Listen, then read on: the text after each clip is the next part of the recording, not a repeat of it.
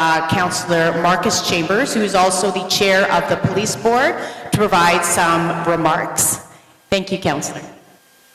Thank you very much, Councillor Santos. It's always a great opportunity to present information on the City of Winnipeg. I do want to take the opportunity to introduce Jeffrey Wiggett, who is the Executive Director to the Winnipeg Police Board. And I want to thank Grant Heather at the back of the room there for getting the memo. It looks like we're dressed very similarly today.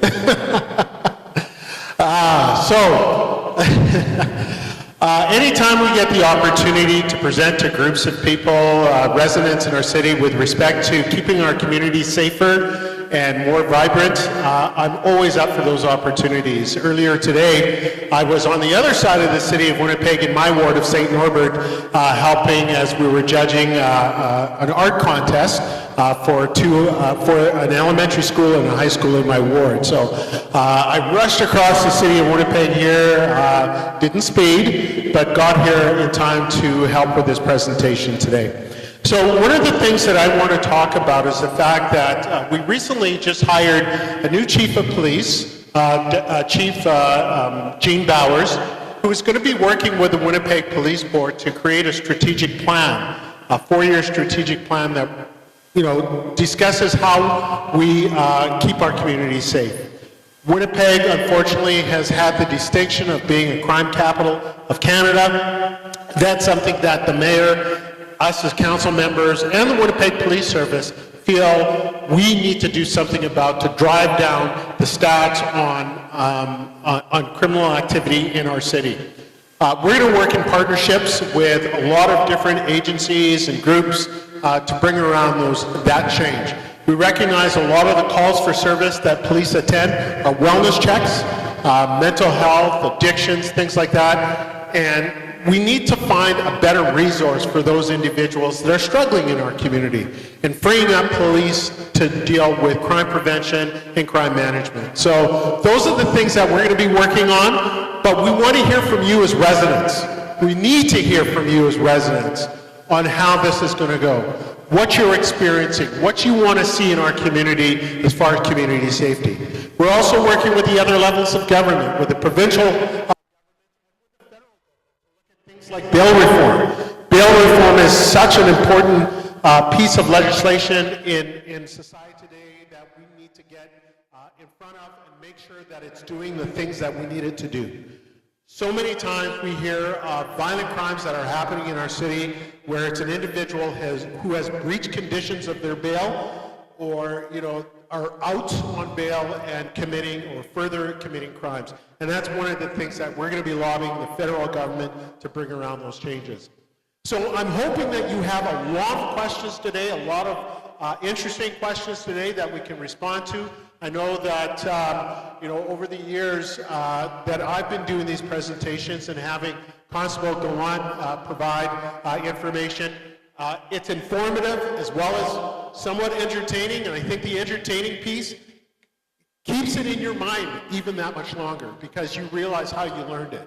So I'm excited today for Constable Gallant to present to you. You'll find it very informative, little tips and tricks that we can all use to keep our neighborhood safe. So without further ado, I'm going to turn it back over to Councillor Santos. I like the fact that we have questions and answers afterwards because again, this is an opportunity for us to learn as councillors, for us to learn as police, and us to learn as the City of Winnipeg and how we're going to make our city better. So thank you very much. Thank you, Deputy Mayor. All right, up first, we have a presentation by the Northwest Bear Clan, Mr. Gary Alejo. Gary was one of the very first community members, together with another gentleman, who started up a Northwest, I would call Tyndall Park Meadows West walking group about a couple of years ago. So after a couple of years, he's now transformed it into a bear clan.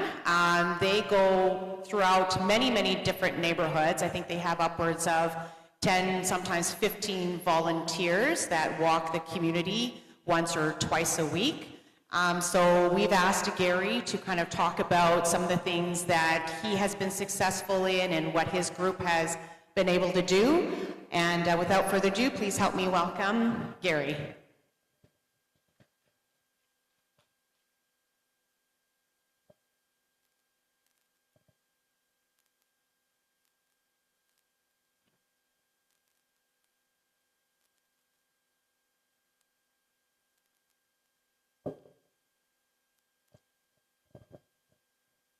Good afternoon, everyone. My name is Gary Alejo. I'm the lead coordinator of Northwest Bear Clan Patrol. I'm the one who started this chapter back in 2021. We started, as mentioned by Vivian Santos, we started as the Northwest Watchers. Then we partnered with Bear Clan Patrol, as I am a member of Bear Clan Patrol since 2017.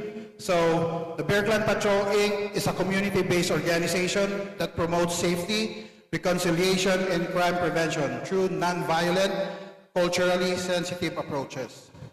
Founded in Winnipeg, Manitoba, we have chapters in Calgary, chapters in Edmonton, and some other town in Manitoba like Dapa, Portage La Prairie, and Brandon. The group is inspired by traditional Indigenous values of caring and mutual aid. Volunteers patrol neighborhoods to provide support, resources, and visible presence to deter crime, assist vulnerable individuals, and build stronger community relationships. The organization works closely with local authorities, social services, and community members to foster sensitive security and well-being. Just to give you a short knowledge about Bear Clan Patrol, in this, I cannot speak on behalf of the entire Bear Clan Patrol because it depends on the neighborhood we do the patrolling. So in this area, since I'm the one who leads this group of volunteers, this chapter of Bear Clan has very diverse member. So as you can see, I don't sound Indigenous, I'm a Filipino.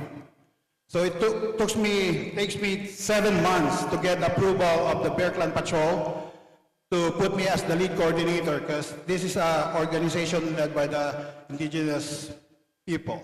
So in respect with their values, we have to go through for the 7 months. And now I'm running this chapter of Bear Clan for almost 3 or 4 years. We evolve in this area and we try to connect with the community. We are non-judgmental people. We don't argue with people. So we try our best, as we are 100% volunteers. So on this side of the community, we try to connect with the Seven Oaks School Division to help the youth understand what we're doing, and we'll try our best to improve our initiatives.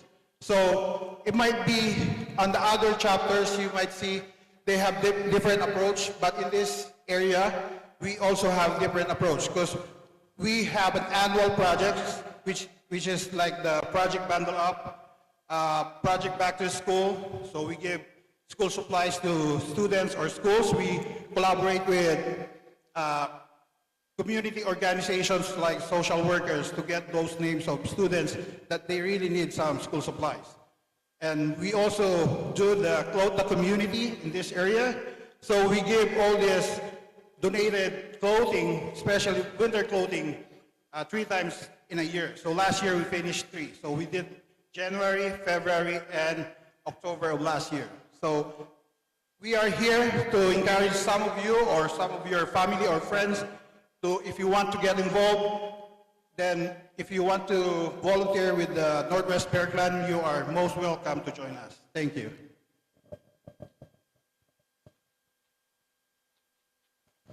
Thank you, Gary, for that. Up next, we will have a presentation by the community bylaw officers of the City of Winnipeg. We have 2 members, Jeff Betts and Jenny, oh, I can't say your last name, my dear, Kunasan. Did I get it? Jenny Kunasan? Okay, excellent. So community bylaw officers are a part of the public service where they deal with properties, tall grass, if your property is not looking up to speed and doesn't look great, and the resident reaches out to us or 311, community bylaw officers will come out and investigate. So during their presentation, they're going to talk about a little bit of what is under the City of Winnipeg purview when it comes to vacant lands or vacant properties, derelict properties, tall grass. I'm trying to think what else. Broken glass, if your property is not up to speed. And so please help me welcome Jenny and Jeff.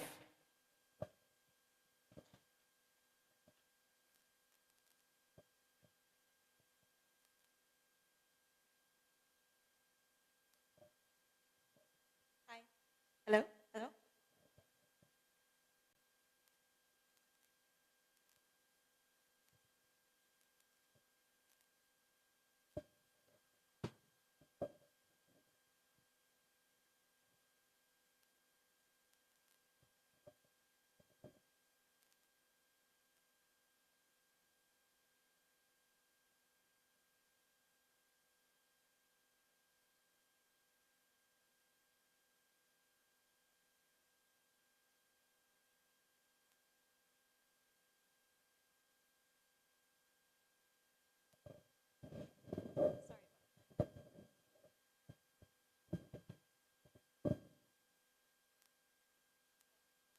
Hi, I'm Jenny Kunasan. This is Jeff Betts. We're both coordinators with licensing and bylaws. We rebranded our name last year. So we used to be Community Bylaw Enforcement Services. We are now licensed. Oh, is it on? Yeah. Okay. Yeah. So we are now licensing and bylaw enforcement services. Oh, better. Right. Okay. So this is what our officers look like. They're usually in gray shirts. They are empowered to enforce City of Winnipeg bylaws, and they're all appointed as special constables under the Winnipeg Charter Act. These are the bylaws that we enforce within our division. It's the Neighborhood Livability Bylaw, the Vacant Buildings Bylaw, Outdoor Smoking Bylaw, and the Community Safety Business Bylaw. So the Neighborhood Livability Bylaw takes care of minimum property standards within the City of Winnipeg. We take care of exterior defects such as maintenance of exterior buildings and property, and it includes your fences, your roof condition, paint on the exterior surfaces, accessory buildings, and any safety issues that we could see regarding the property standards and how the property looks, as well as derelict buildings, or derelict vehicles, sorry about that. So properties are required to be maintained as to prevent the existence of objects and conditions that pose health, safety, fire, or accident hazards to people, animals, or neighboring properties. So a lot of the photos in this presentation are actual photos that our officers have taken while they've been on site at various properties within the City of Winnipeg. So properties are to be kept free of garbage. So these are some pretty extreme cases that we have within the city. We did proceed with making sure that these properties did get cleaned up.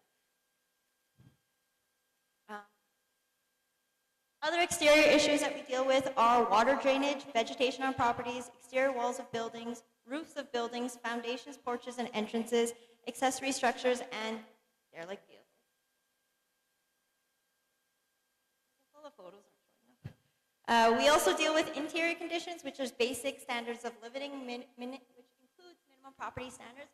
A lot of the time when we are dealing with interior issues, we do have to get other agencies involved, especially if it involves like hoarding or mental health issues.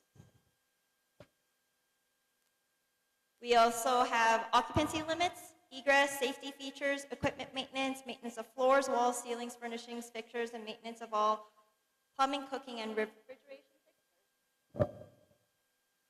So officers can look at these things, but if it requires a permit, we would have to refer to another department.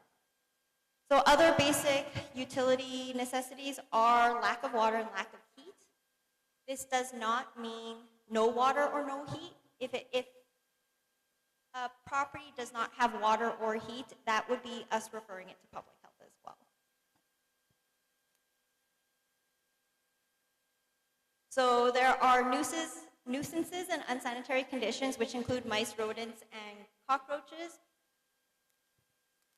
The next slide does discuss bed bugs as well. So we do deal with a lot of bed bugs within the city, and we do work with a lot of property owners to help remove them, as they are a nuisance in a lot of rental. So another issue that we deal with is our vacant buildings within the city of Winnipeg. We do have a vacant buildings bylaw. So vacant buildings negatively impact our communities by increasing the risk of fire, creating safety hazards for firefighters and emergency personnel, contributing to urban blight, and they attract illegal activities. So most vacant buildings that are secured by our officers, they do look like this. So they're boarded, and there's a lot of times there is a security fence around them. So the intent of the vacant buildings bylaw is to regulate the condition of vacant buildings and discourage the boarding of the vacant buildings.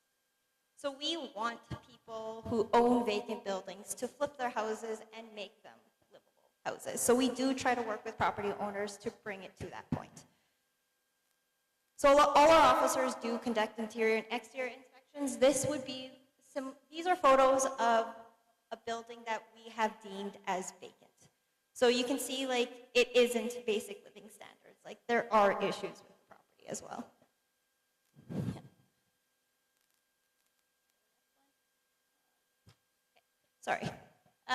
We do have a process in place where the community can actually call a phone number or put it through in 311 that they can report anything regarding a vacant building. So if they're concerned of the security of a building, how it's boarded, or say if the house next door is a vacant building, you're aware of it, and you see any kind of you see a breach, but say you didn't see anything happen. You do call the police, but then also if it's just a hole in the wall and you're concerned about rodents or people getting in, you can also report that, and then we'll deploy whatever our services need to make sure that the building remains secure so that we don't have to worry about those things. Okay, so our community safety business licensing bylaw, it used to be called the Doing Business in Winnipeg bylaw, and that was just changed 2 years ago. So we are trying to reduce the risk of fire safety, crime prevention, public health protection, and neighborhood accountability. So we would issue licenses, and they are required for one or more other approvals with other city departments. So our community safety business licensing bylaw right now deals a lot with short-term rentals. That's currently what our focus is right now. So we do have officers go into these properties and ensure that they are safe to be deemed as a short-term rental. So a lot of those things do require consultation with the planning, property and development, the police for record reviews, and fires for safety inspections. The next slide shows our license types that we do issue. So we have converted residential buildings with shared facility dwellings, used goods and precious metals, used material yards, bike dealers, designated cannabis growers, and short-term rentals. And based on these licenses, you can see how when we issue these licenses, they could be potential places for criminal activity, which is why the bylaw is in place. And that's the end of our presentation. Yes, sorry.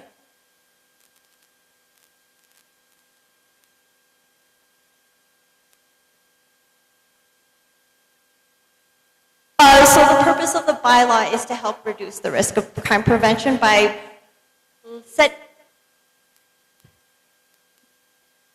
I guess that makes sense.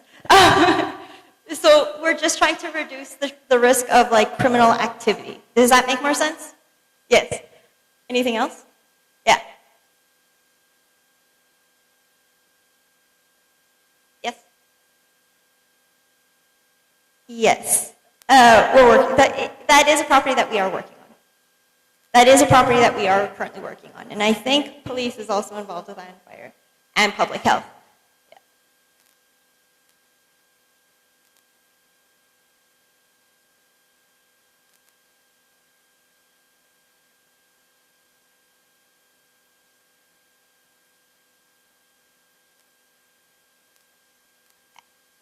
Oh, yeah, I can take those addresses down and I can make sure that we are working on them. Yeah.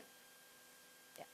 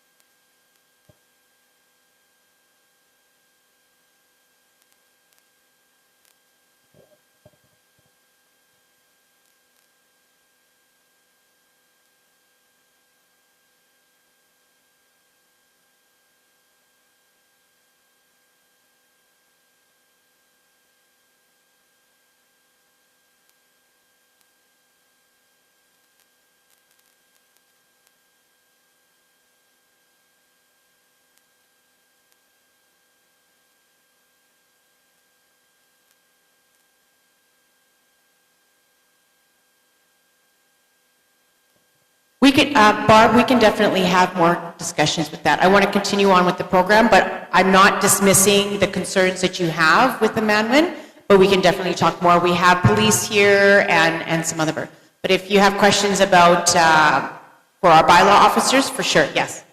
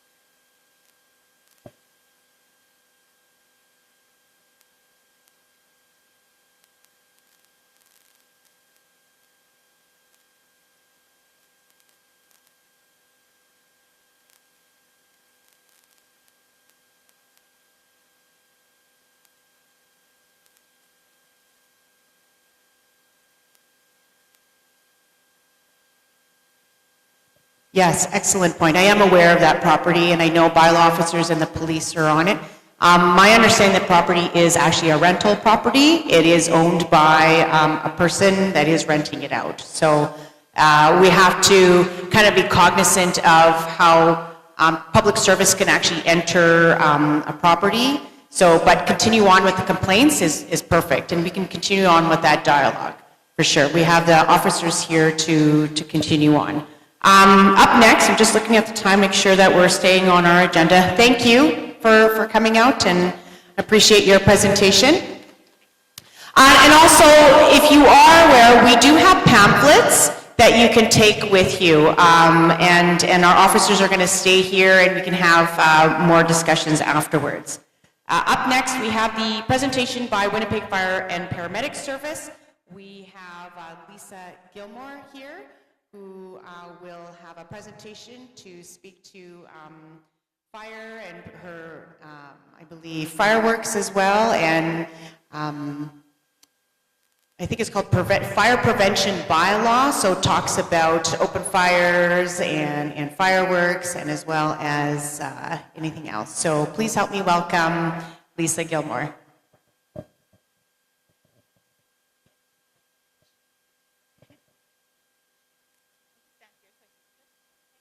Okay. Hi, everybody. Thanks for having me here today. My name is Lisa Gilmore, and I'm the Assistant Chief of Community Risk Reduction with the Winnipeg Fire Paramedic Service.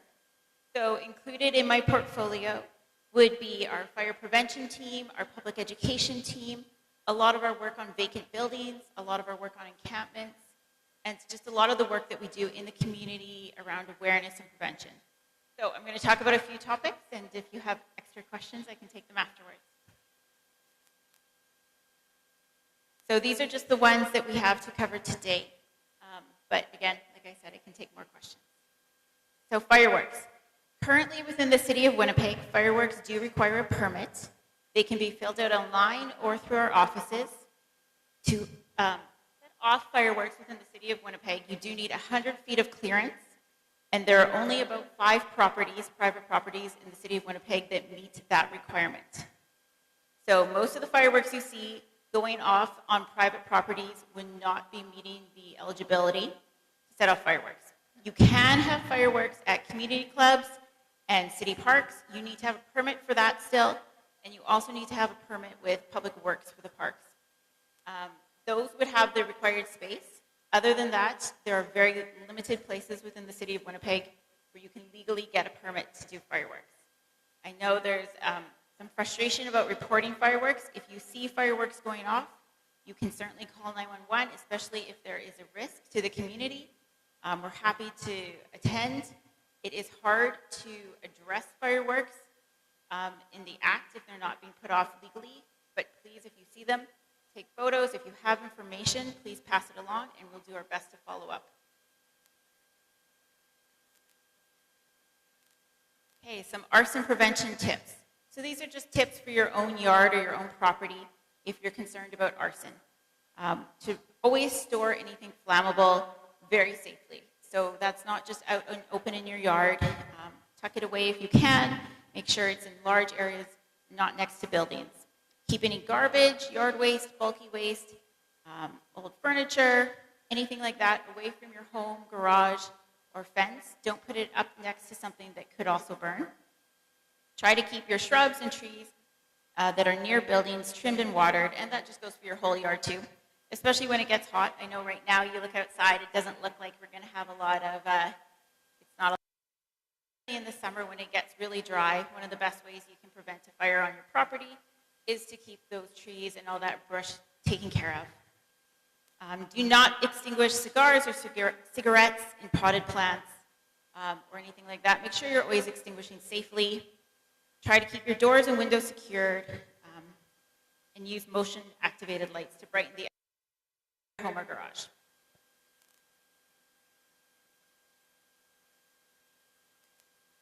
Okay, so for encampments, the WFPS and our fire prevention team regularly visits encampments across the city in all wards of the city, and we work with the individuals living in those encampments to provide guidance and education on fire safety.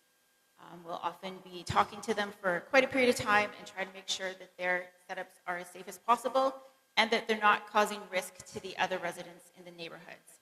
We work very closely with the province and with the outreach service providers, including on the Your Way Home initiative that was just announced with the province on ensuring that our highest risk encampments are being prioritized.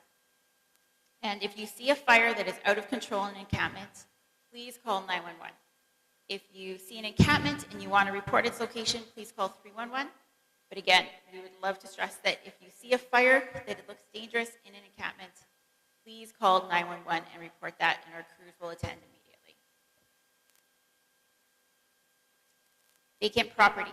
So I know that Bylaw already touched on vacant properties, but just to kind of reiterate what they were saying, please report any fire hazards you see around vacant properties to 311.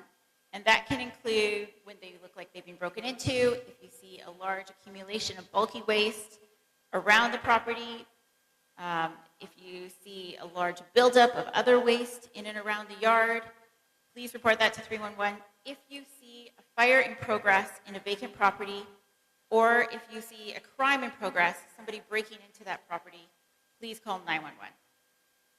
We do currently have a program where if there are fires at a vacant property that have a Schedule A, so they are listed as vacant with the bylaw department, that they will be charged for the fire.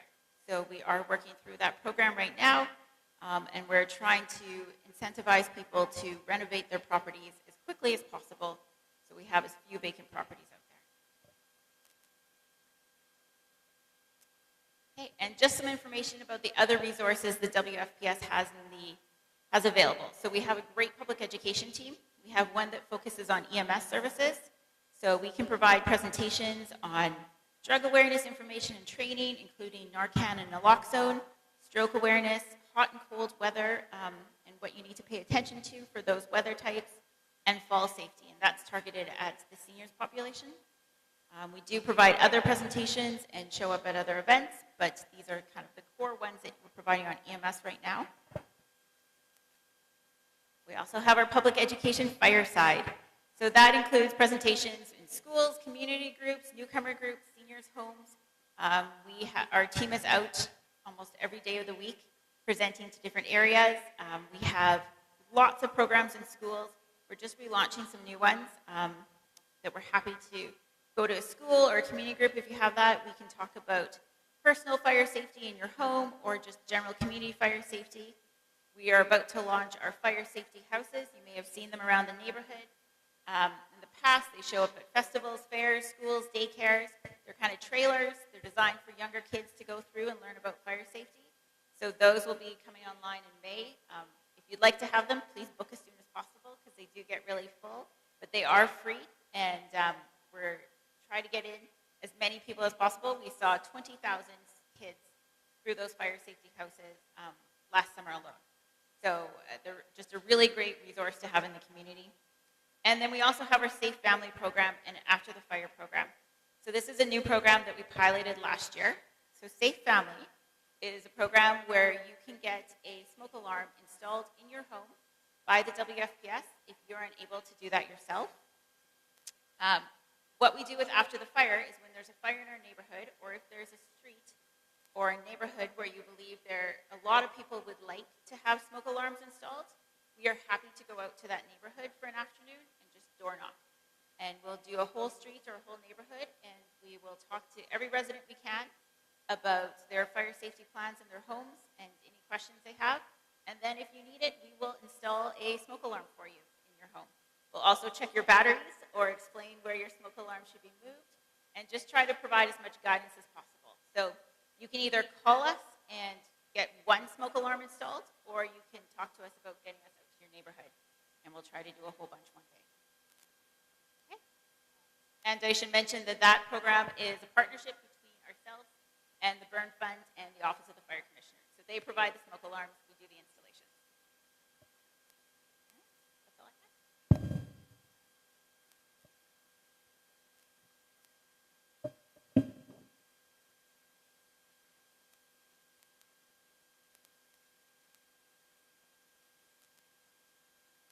Thank you for that. Lots of good information there. And again, I believe she has some pamphlets, right, with respect to the fire alarms. I think that's a very important thing to note, that we don't realize that not a lot of homes have operational fire alarms. And the fact that they're willing to offer a free program like that to come in through the neighborhood, I think is very, very useful.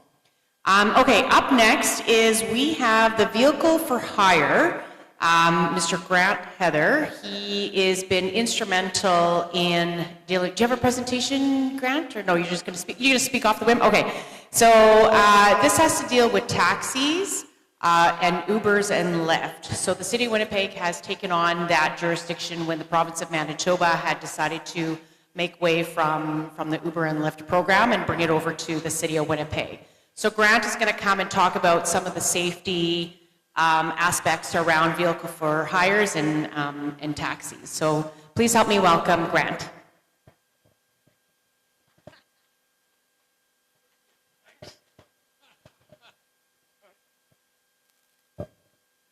Thank you. As Councillor Santos said, the city took over regulating, licensing, and overseeing vehicle for hire in 2018. And our division oversees all taxis, ride sharing, so that's your Uber, Lyft, and your accessible vehicles for hire, as well as limousines and luxury vehicles. Few kind of safety things I'd like to pass along that a lot of people don't know is every taxi, and there's 600 of them in the city, is equipped with audio and video recording cameras. And that's for your safety and for the driver's safety. The biggest piece about that is that the camera footage is only accessible by my department and the Winnipeg Police. The drivers, the companies don't have access to that information. As well, we have a mobile enforcement team, so we have 4 officers who work 7 days a week, and they're out on the street. They go to locations that vehicles for hire frequent, places like the airport, casinos, hospitals, schools, day programs, things like that. And they do random inspections of vehicles. They will often look into making sure that the drivers are properly licensed, that they have their licenses with them, and that everything's above board. They have the ability to write tickets. We also investigate complaints and issues, and we accept those generally through 311, and that's to give you a tracking number. But if you have to go through your counselor, if you have to go through somebody else because that's who you feel comfortable with, as long as it gets to us, we'll take it seriously and look into it. And we can go anywhere from administrative penalties, which are fines or tickets, all the way up to license suspensions and cancellations. So we can take away driver's licenses, company licenses, if there's a need for that based upon the offense. I do have some information at the back of the room called Know Your Taxi and Know Your PTP. So PTPs are the rideshare side of the industry. It's just some safety tips. They're one-pagers. They're also on our website. We have them translated into a number of different languages if that's best for you. We also have a short little one-pager on how to file a complaint through 311, the best way to do it, and that. But yeah, we work closely with the Winnipeg Police and our partners at the city to make sure that people have a safe and effective ride every day. And vehicle for hire has become a very important piece of the transportation network with the city for public transportation. So that's pretty much it. Sure.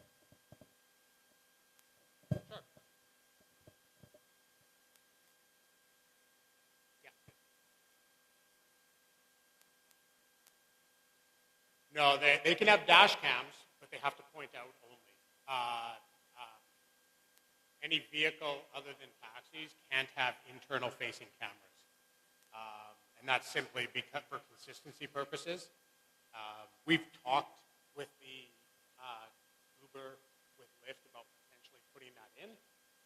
But while those are typically private vehicles that are being used, so we would be, they would have to make the decision across the board for their entire fleet to put in a private camera. The difference comes into the fact that taxis are considered commercial vehicles. So that's generally it, yeah. There should be no expectation in a Uber or a Lyft, any non-taxi vehicle for hire, that you're being recorded in any way.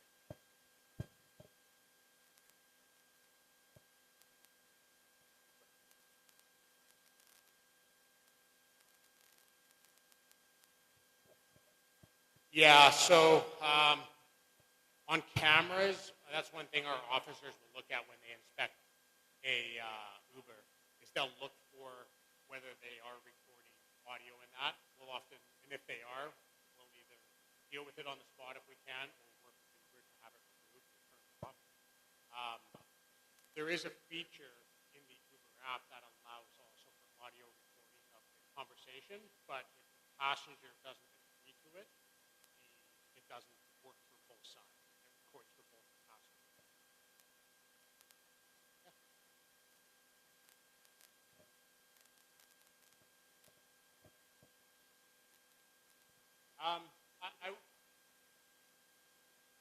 Yeah.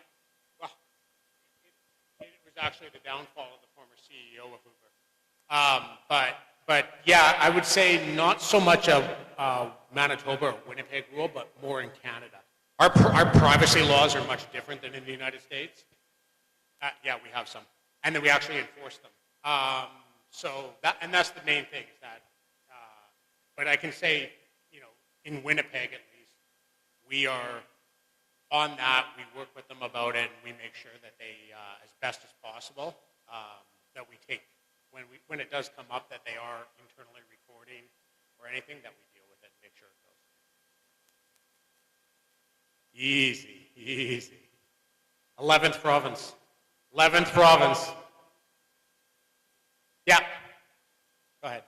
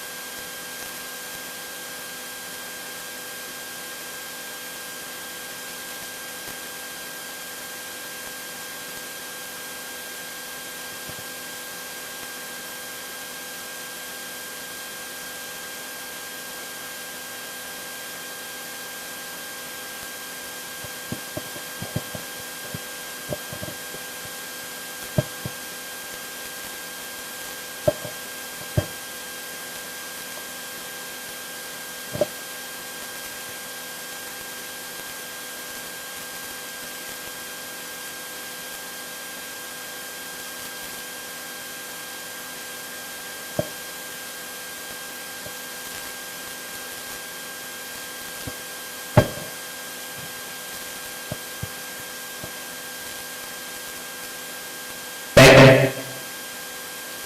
So thank you for sharing that with us. I appreciate that. I'm sorry you had to deal with all that. That's a lot for anybody. What I can say is this, is that you are absolutely correct. You should not have been asked for money up front. The meter should always be running. And that's part of what is on those safety tips I alluded to. That is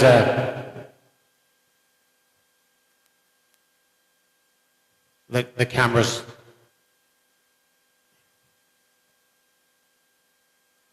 No, that's not exactly accurate. The cameras, yeah. No, the camera's running when the car's running. Yeah. Yeah. You talked about training, and I'll just maybe I'll close on that. In 2022, we did a number of consultations working with the city's Indigenous Relations Division with various stakeholders in the city, especially the Indigenous community.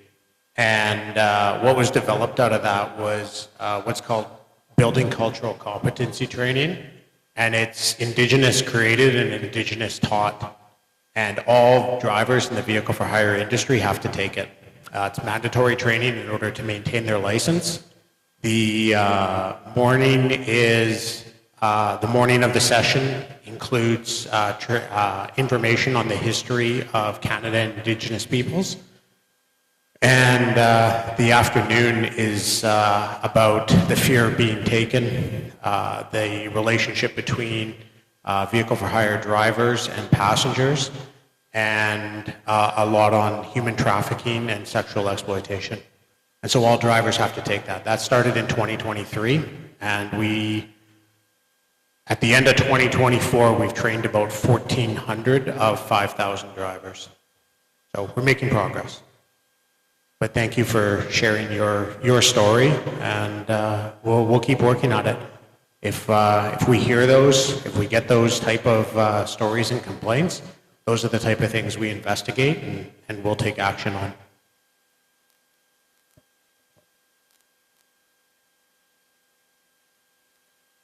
So that's a safety feature in cars. They can't disable the child safety locks. But the bylaw requires that drivers, when a passenger asks to be let out, the driver has to open the back seat. It's an offense under the bylaw if they don't. So as long as we find out about it, we can enforce them. Again, that's the balance of having audio recording in the cameras, is that we're able to hear the conversation that occurs. Go ahead.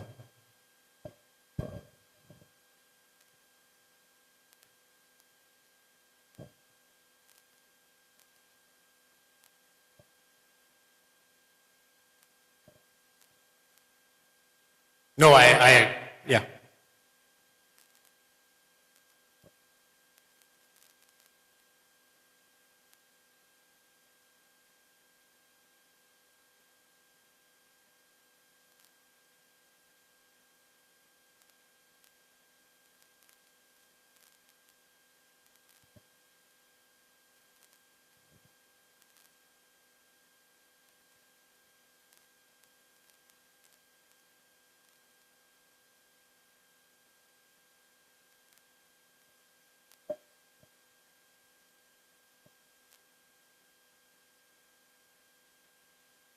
I think, and you're absolutely right that they shouldn't have driven away. There's requirement that reasonable assistance.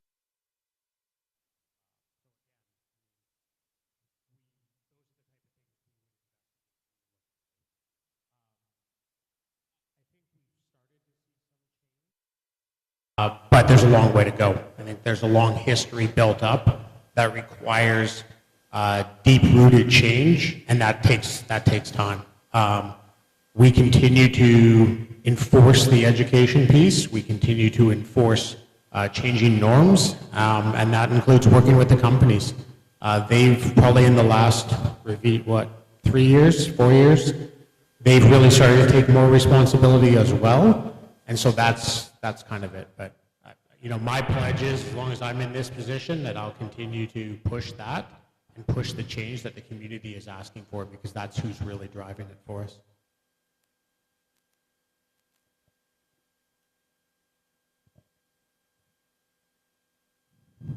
Yeah, that. Yeah.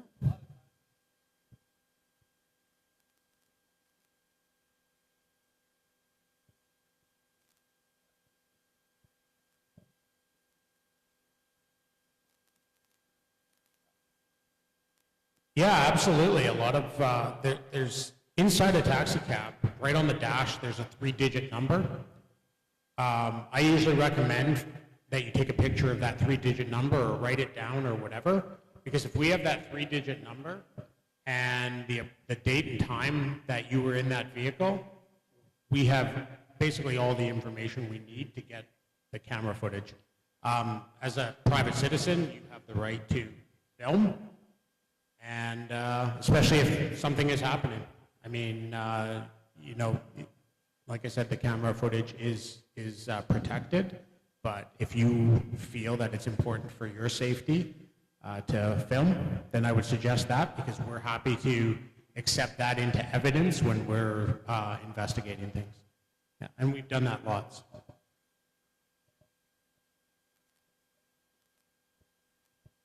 No, I'm saying if you. Yeah, no.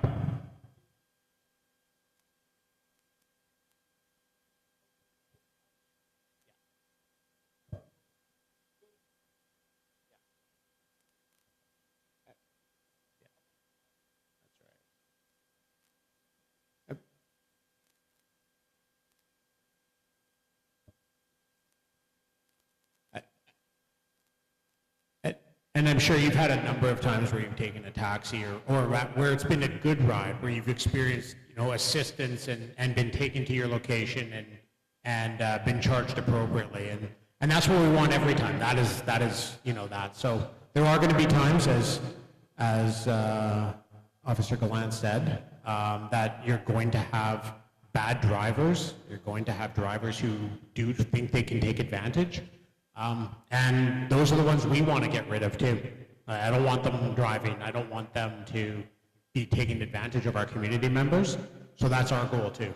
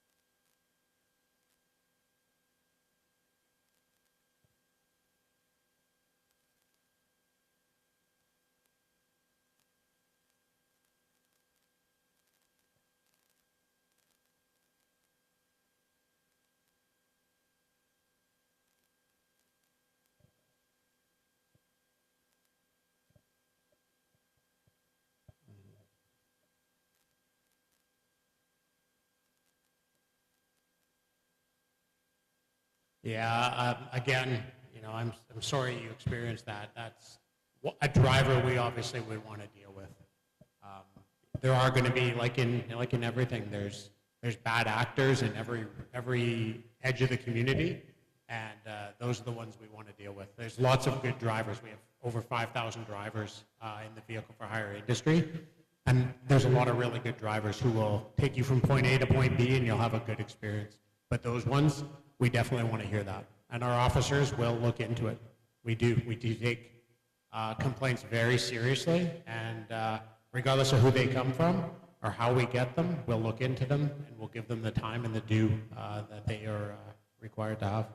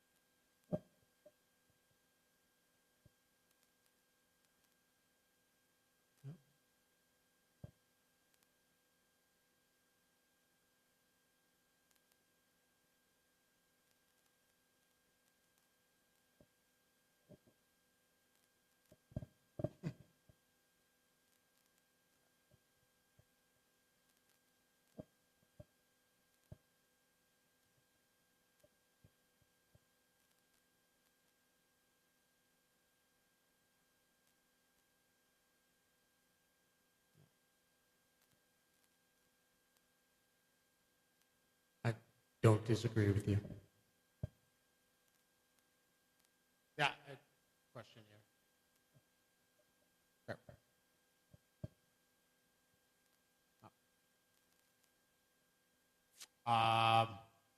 That would probably be a choice of people in elected positions, including the federal government, not me. But I think the choice would be less about allowing them to continue and more about making a choice of who you're going to support.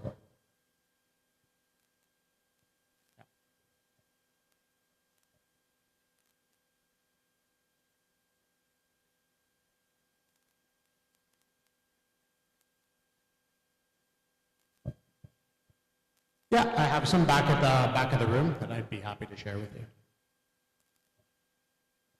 Yeah, there's one for each type of company. And basically the distinguishing factor is that taxis have meters and they have the cameras, and Uber and Lyft, and that you would book through an app or online. And yeah, most people don't.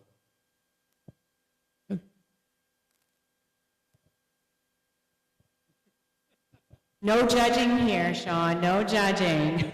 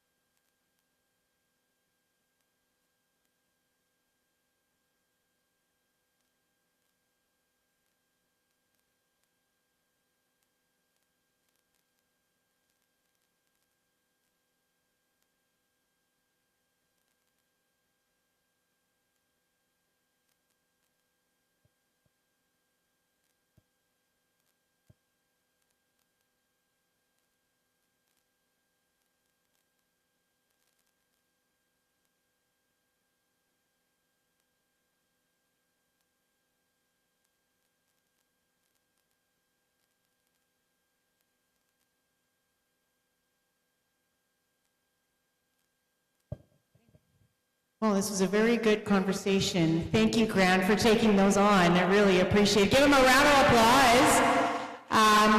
Yeah, he was fantastic, and we're going to have many more of this. This is really good debate, really good open, candid conversations, and I really thank everybody for the respectful dialogue. It's not easy sharing stories and hearing incidences that happens from our elders, and I do appreciate that. Okay, on to our next presenter. I'm going to call up the chair of the Winnipeg, and many hats that he wears, the chair of the police board, to introduce our next presentation, which is the police. Thank you, Councillor Santos. As mentioned, I put on a lot of these types of forums where we try to get residents to provide feedback or ask questions, because this is a learning opportunity for us.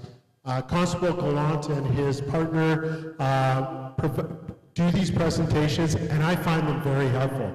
So without further ado, here's Constable Gallant, who's going to share some information with respect to how we keep our community safe, and by all means, ask as many questions. We're here until all of the questions are answered. So thank you.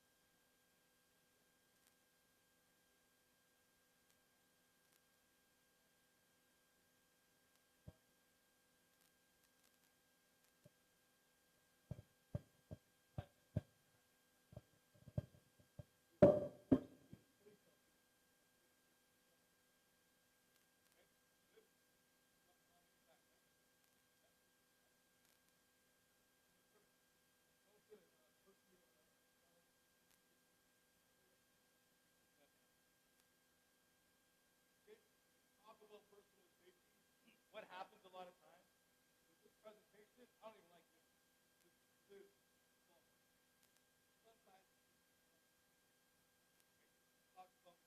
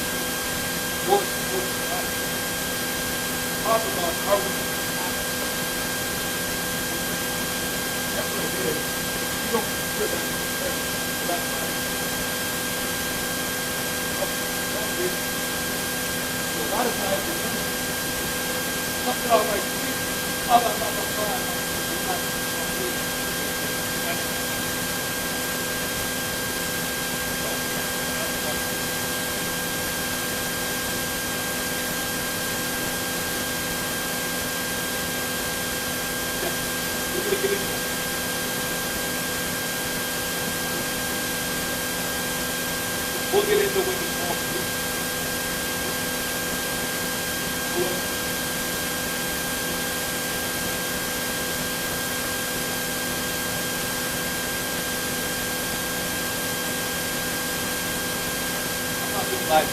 For this, I go around. For this, I get on.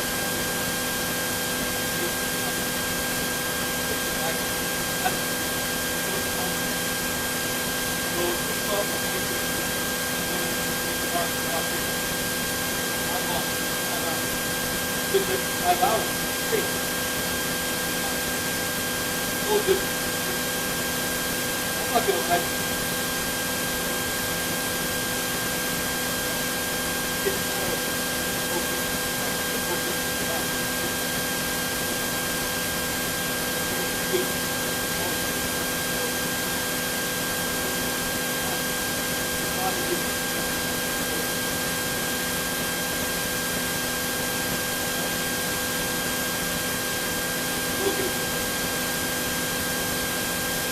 I hate this.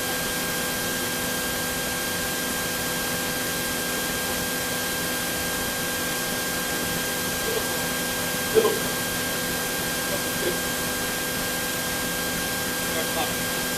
Very only way that's perfect.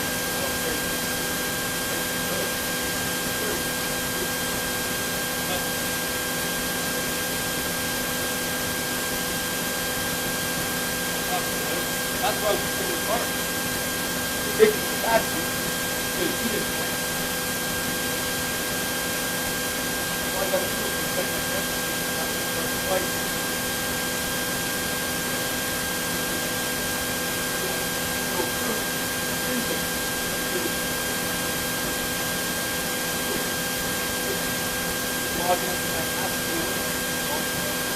I get credit for that.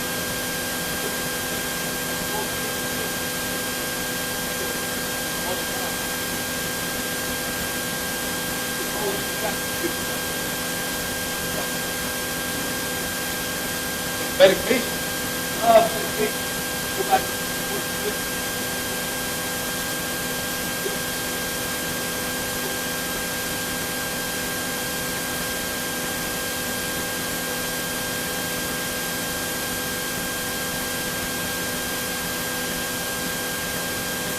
what about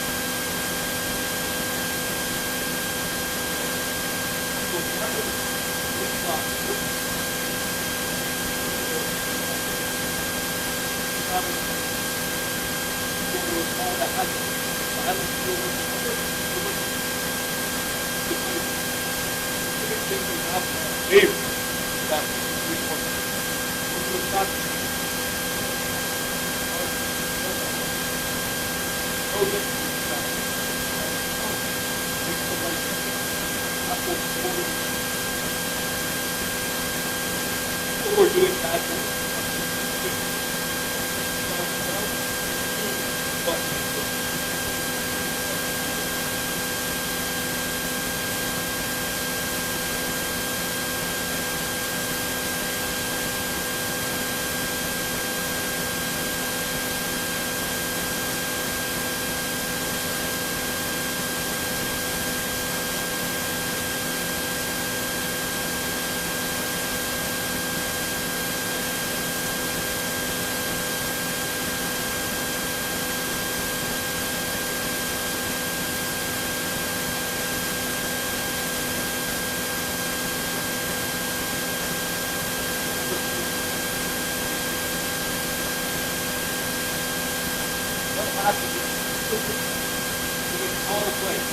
They're going to say 30 bucks a day.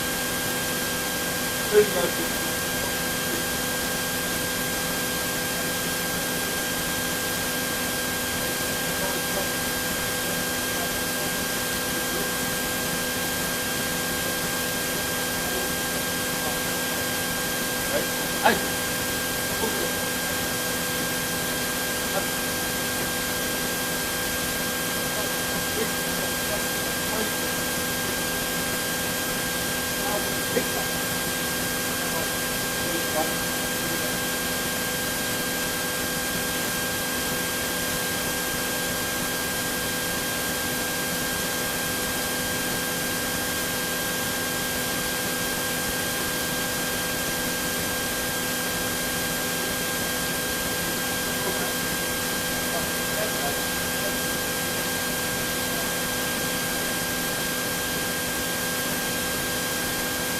buddy system.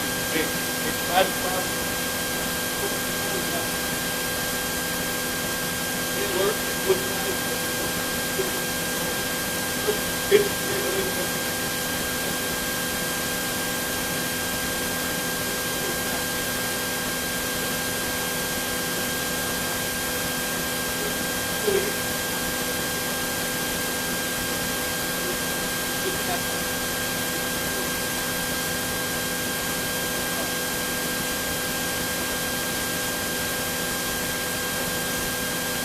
good one. Personal protection.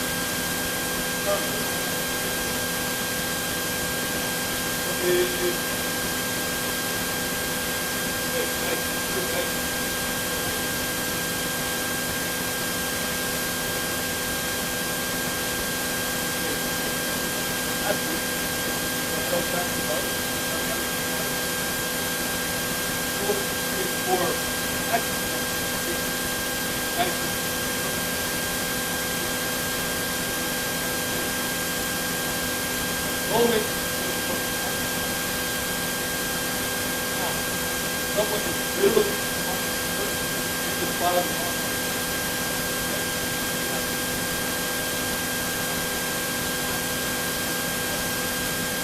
There's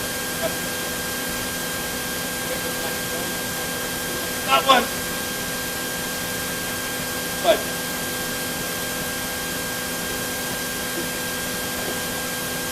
of return,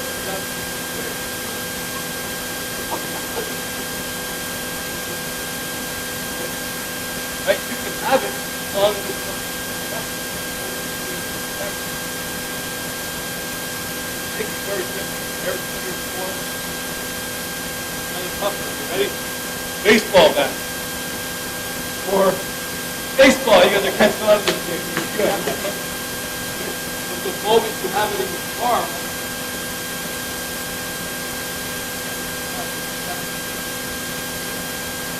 hold it.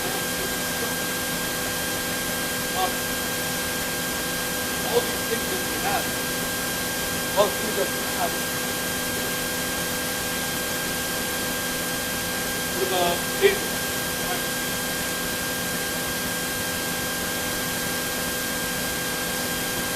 can't have these.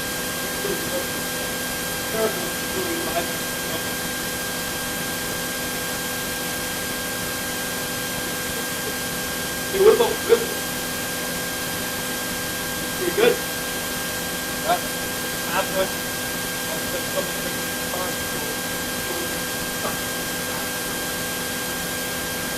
But that whistle, like this.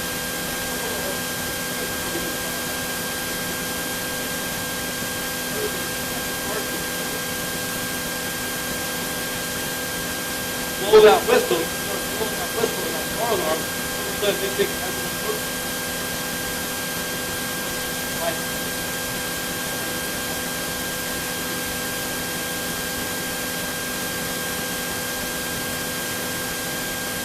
Also, the bottom one, no, that's really good for you.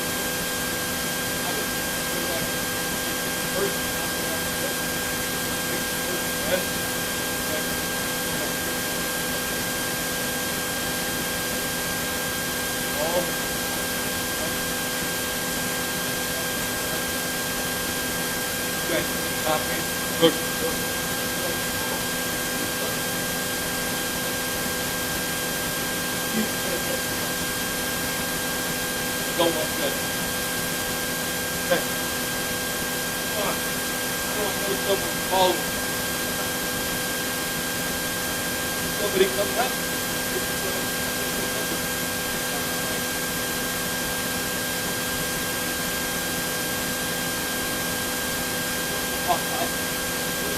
Right? You cross. Go to a store. Someone's following you. He's following me? Weird. All of a sudden, I cross the street. They cross the street. Then you're following me on this side. So they're following me.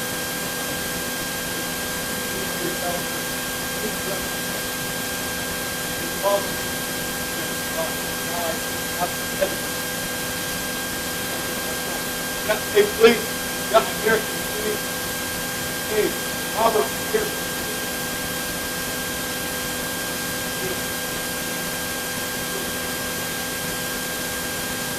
Elevator.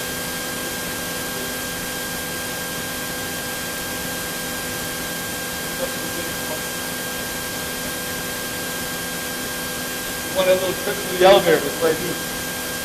Stand there. Doors. Elevator. Door open.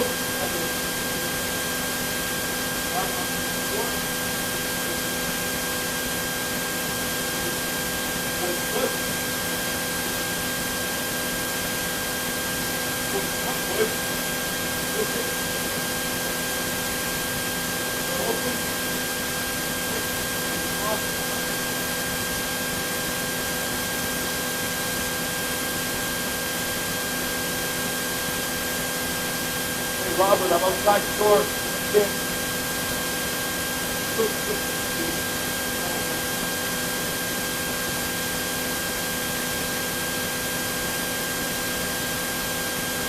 Go into your car.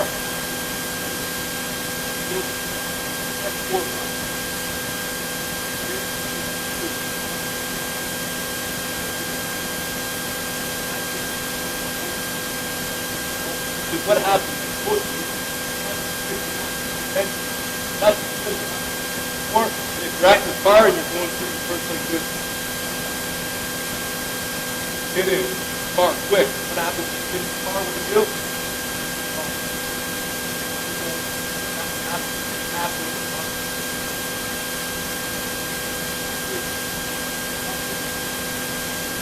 Gas. Going to get gas. Get out. Go back, whatever it is. Go to here.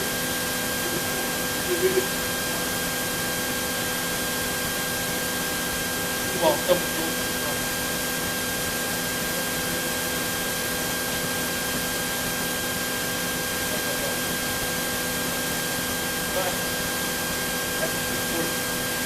And goes to the store, grocery store, parks in the mom's spot.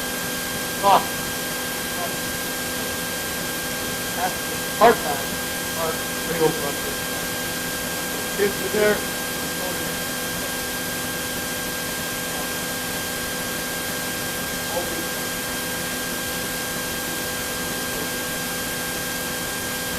Here. These little yellow, we don't have little yellow pants right there. That say, move all items. Put that little yellow plastic out front, that's what's going to make the car go.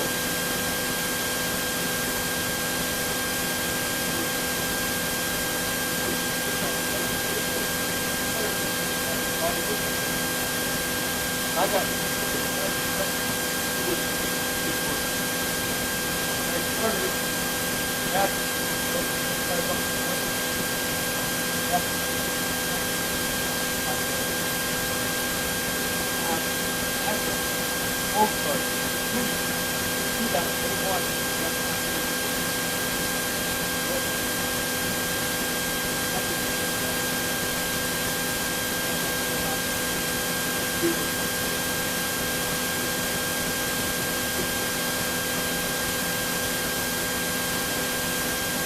Road rage.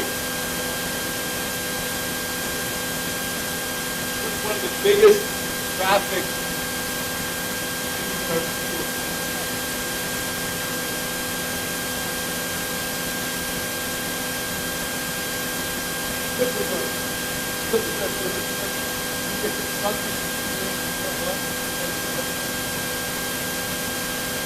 Okay, that's it. Everyone goes, I'm going to be a good news. That one group is always bad.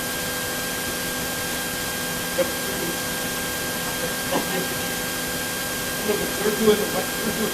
You get in early, through the block. It has to be together. Okay? People get bad all the time.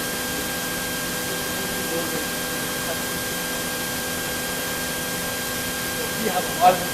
Please don't get out of it.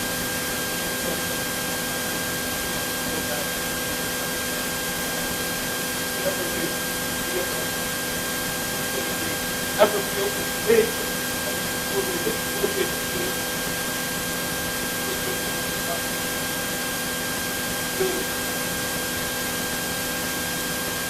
Guys, road rage situation. You have to get out of your car.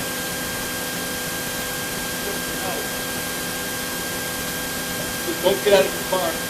Feel safe. Go to any police station. They call even there.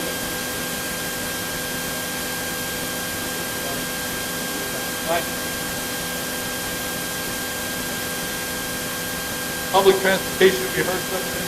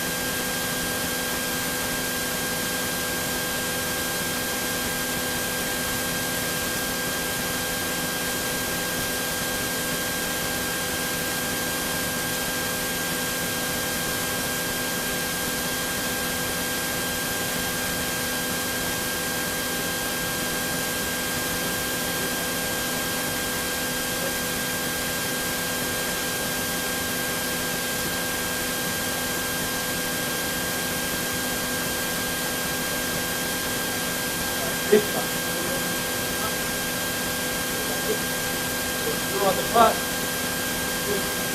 Stop.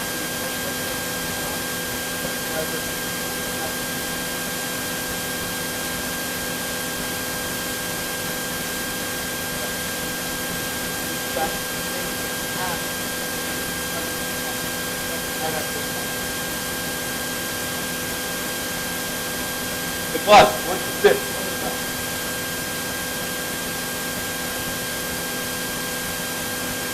You guys put the nothing like this place for what do you think? Turn on the back. You got the front. Everyone, cool. Put it. Yeah, okay. Drop the back. Drop the down. Put the back. Go to the right. Go to the front.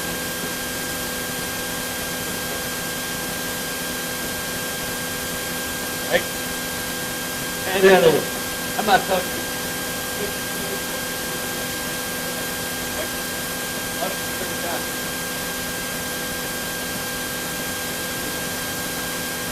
Said, you panhandle it.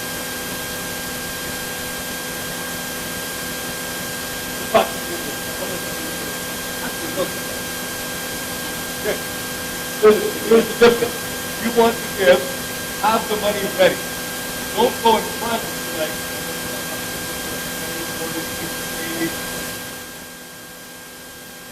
right. Now, the person who you're giving the money to might be nice. 4 people. I saw you pay on the first one. They want 5%. I have a video about that. And I literally says, when I'm strung out, I don't even care who's wrong.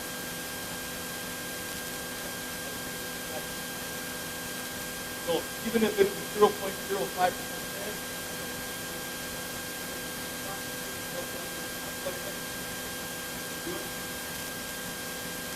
one of the person said, we have a little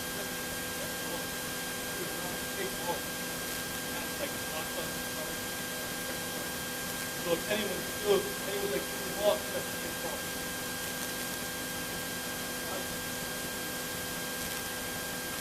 Okay, so do that. Now, there's the one of them. Really fun to stop the problem.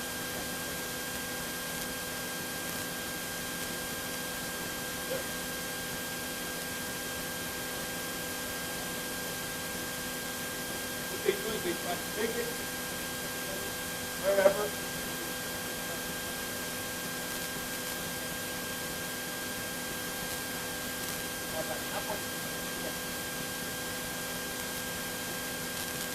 Turn off the credit card.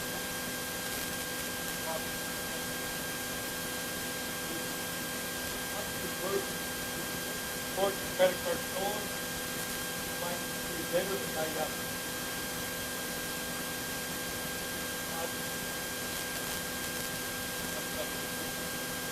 If anybody buys stuff off,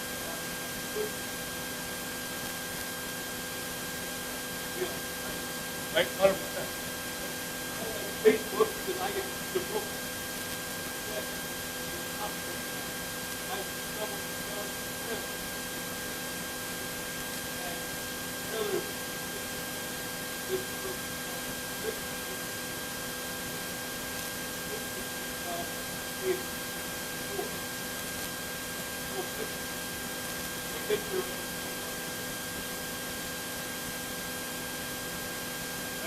Maybe I don't do that.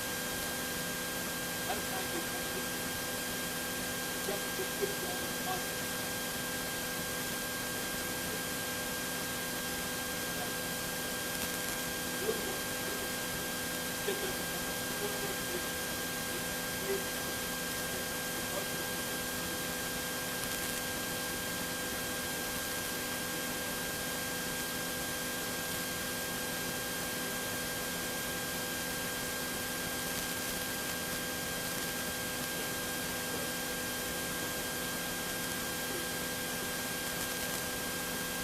Don't put it in Facebook.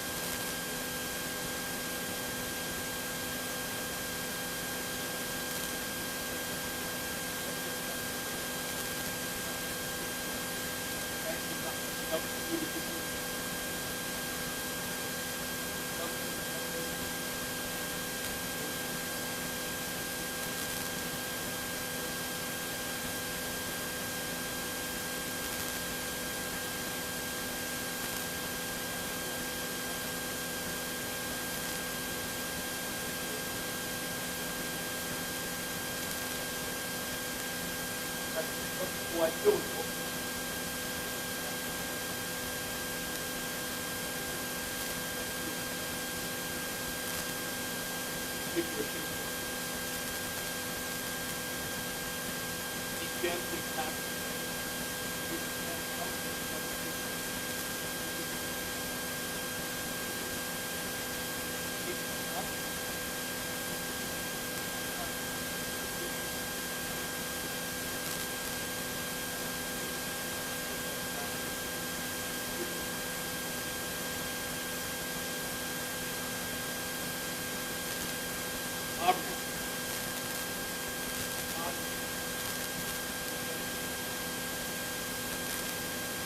have a rule. No one ever comes to Providence, but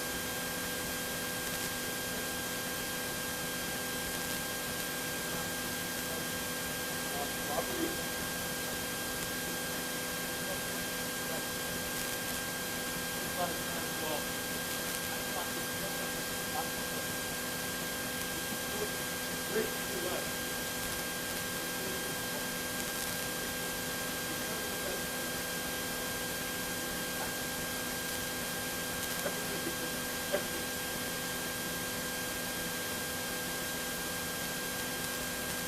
Okay, first, I will what? Happening now. So for a car analogy, I can put my wheels up in the car and Wake up in the morning,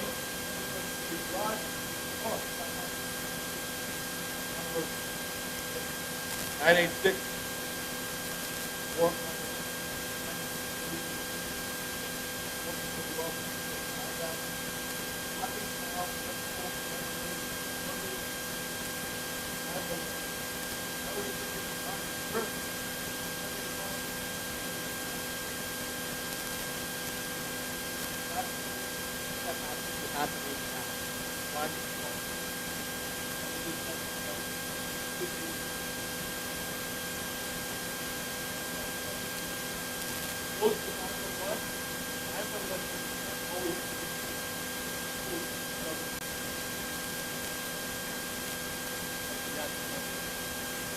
This is what I'm talking about.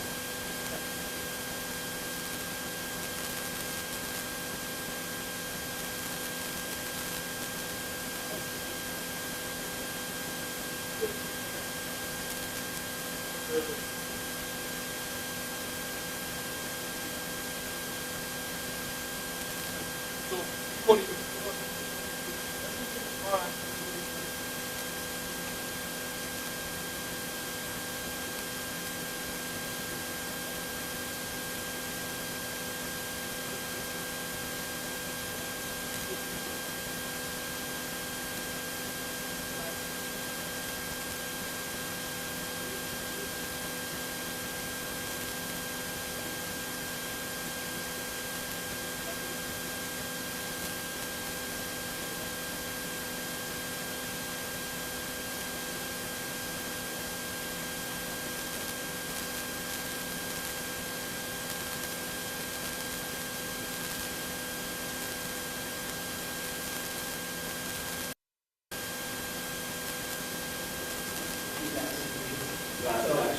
you have to exchange the pictures. That's leaving the scene.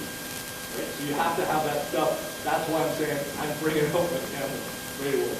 Because usually, put it this way, 100%, and if they don't, like the way that when we build best tips and best practice is that usually 95% of us have our on at all times.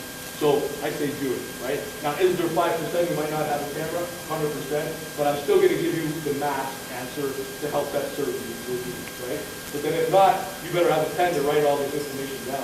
What did they look like? Because spidey sense, again, what happens if somebody doesn't want to give you their information? What are you thinking right away? They're hiding something, right?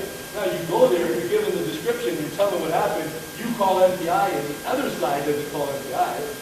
Okay, that's part of your argument for your case, right? This is the license plate. I wrote it down at the time. I see this. Did it happen next to Burger King? I'm going to go to Burger King. Do you have the video? Right? Some of the stuff you might have to find out for that. But if that happens, that means they left the scene without, which is illegal.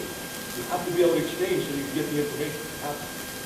Okay? So if someone says, no, I don't have to give you anything, there's a lot. Okay? So it's enough what's there. So what they go ahead. Well, I mean, basically what happened was because they said, well, they don't have to give me the information. So the guy left, and he was doing his addiction. What information or well, the driver's license and registration. Yeah, I don't think you have to give the registration and all of that, but like the Whatever, license so and they name. ended up that I just got a letter stating, oh, well, 50-50 because the guy said that I can't get it. There's no... Well, and that's on NPI to deal with. No, I understand that, but I'm just saying, like, at the time when it happened, Yeah. when we phoned the police, they said, no, you don't have to get to that information. Well, all like registration, that's not, it's just the name and the license and the, like with the, and you get license, right? So you take license plate, you get the name so they know what's going on. But like all that, he doesn't have to give you all the documentation. To do that, but you can still give the information so you can exchange that, right, to have it.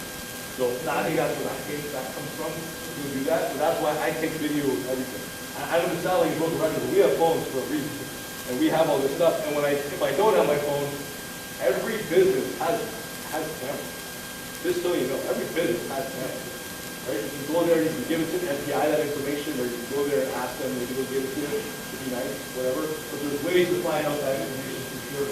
But what I'm saying is this right here, wherever you guys are at, and I tell this to businesses all the time, if you don't report it, we don't know it. And I always take River Heights, for example, because that's the car breaking capital of Canada. You go down there, they just go up and down the grid asking her about the car. Right? So what happens is a bunch of people will have their car broken into, and they wake up and they go, oh, they took my phone cord, or they took my $2, or they took whatever. It's not worth it. Happens all the time. Right? They just ransacked through my car. It's not worth it. Now, there could have been 70 car break-ins on that whole street, but only 2 people called the police because they had some valuables taken. Now all we think is 2 people got the car broken. But if 70 people report that crime, now we think 70, and now we can start doing some operations where we know there's a problem with the gun. We've got a bunch of them in the River Heights, especially. You will have that because I've been a part of it. You have that. But if you don't report the problem, and if you just come here and tell me about problems that you have and you never report it, nothing's going to change. Nothing. Right? Like we talked about with the tax group. You don't go back, going to the human rights complaint, doing all these types of things. Nobody knows. You have to report it. It doesn't matter what it is. Okay? We can go. If you do call, stay calm, stay on the line, let them dictate what's going on, okay? And try to figure out, are we going to have some bad calls that we've had? 100%. Okay? I'll never discount what you guys say when we're talking about it, but hopefully that's more good than this bad that we haven't. Okay? If you can't remember, these are some of the stuff that we're looking for, descriptors of people when we go, because you would be surprised. Every time we get a Domo or a 7-Eleven robbery, they're going to say the person's dressed all in black. 95% of the time. Dressed all in black. And when we go there, we have to pick up every person dressed all in black. 1, 2, 3, 4, 5. And they're like, why are you stopping me? We're like, we have to, you're dressed all in black. And then we look at the video and it's gray shirt, green pants. Okay? But people sometimes feel they have to answer the question. If you don't know, you don't know. Okay? Happens all the time. Right? There might be an incident where you may be robbed and you only remember the shoes. That happens, right? It's scientific facts, you remember more 48 hours after. So if you remember something 48 hours later, you call back and you say, oh yeah, I forgot. They had an Adidas jacket with the Canadian flag on the sleeve. Right? And you're like, I remember that. And you'd be surprised how many people wear the same clothes every day. And that little tip might get the person 2.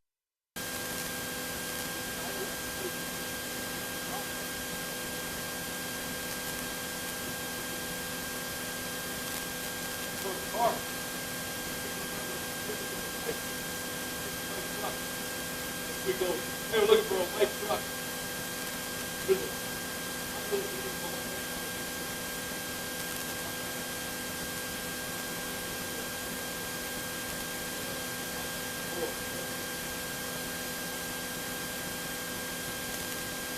Those pictures looking for what we talked about.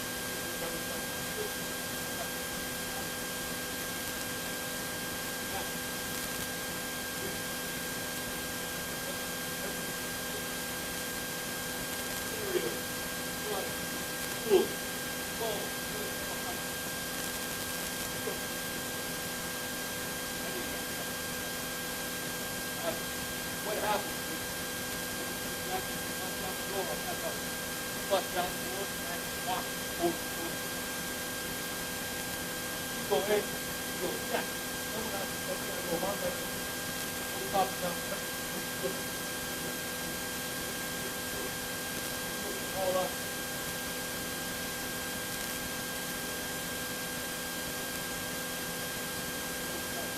It all in the street. Now the street is right now. That's it. I would say.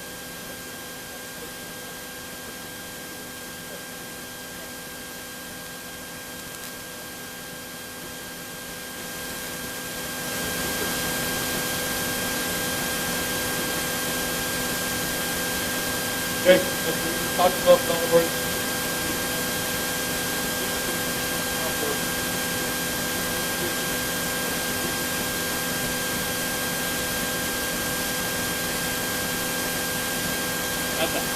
Want to know what crime is. So as it has no supposed to be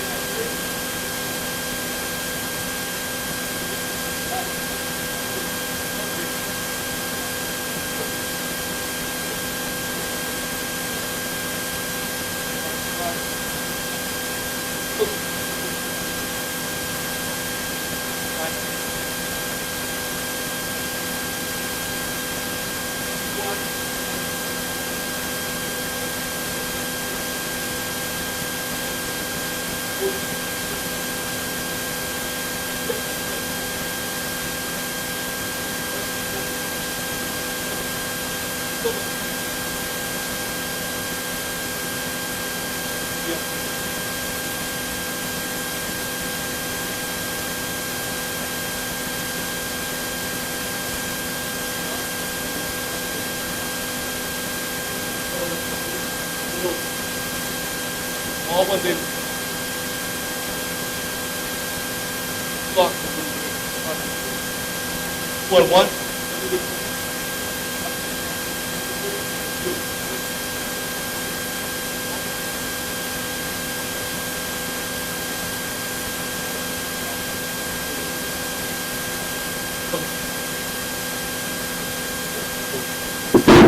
The whole point of this, you know all this. Right? You know a lot of stuff.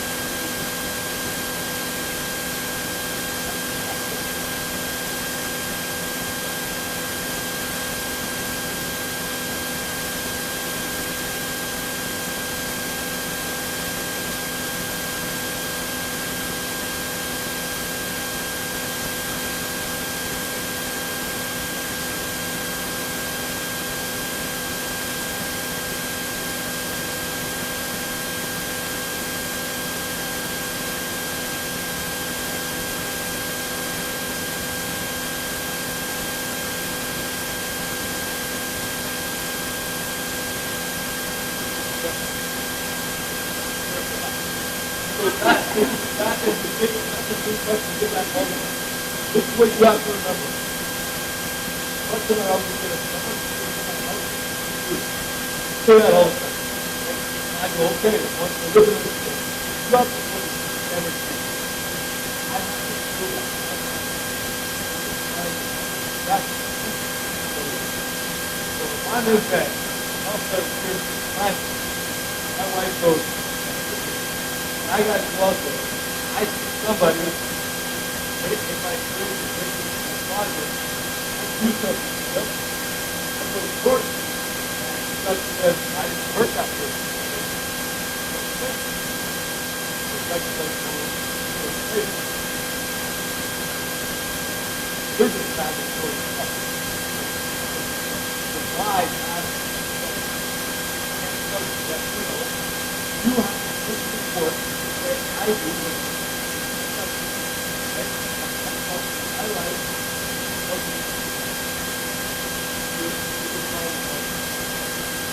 Wonderful person, but it's just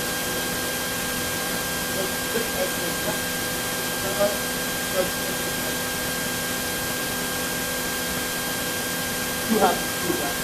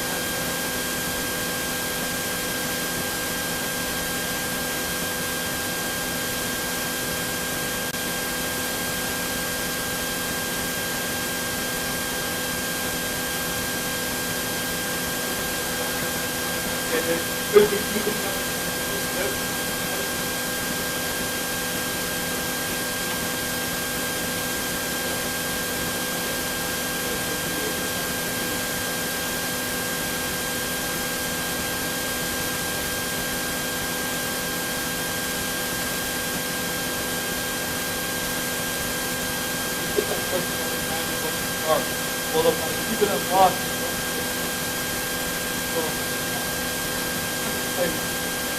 say that.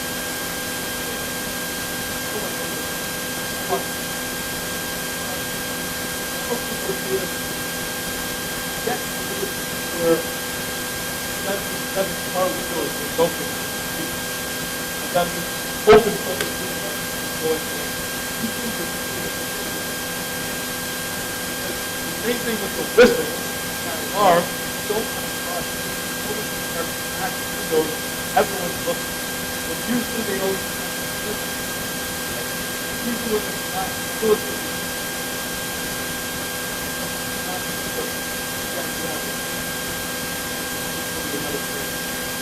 Why? You want to leave the car unlocked? Oh, what happened? I'd rather.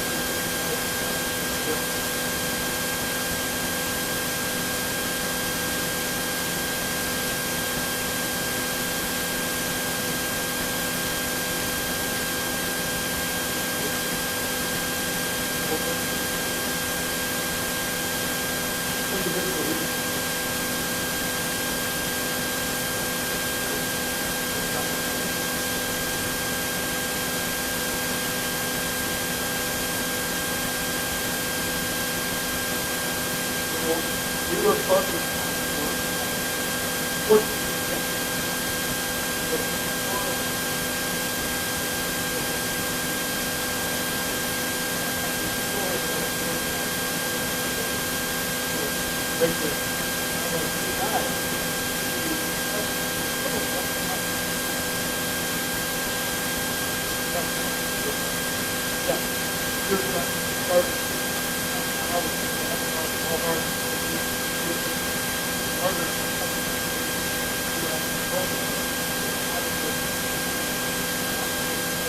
hey.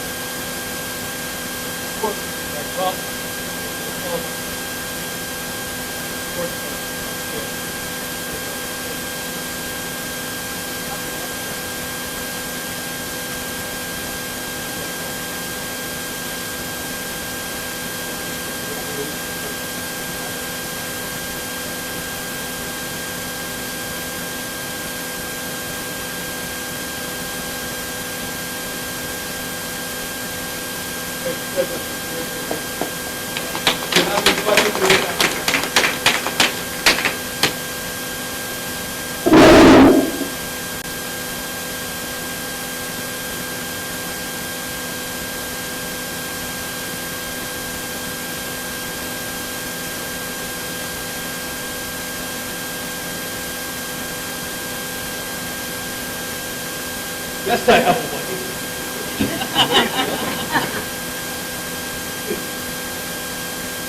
All right, you guys want to leave.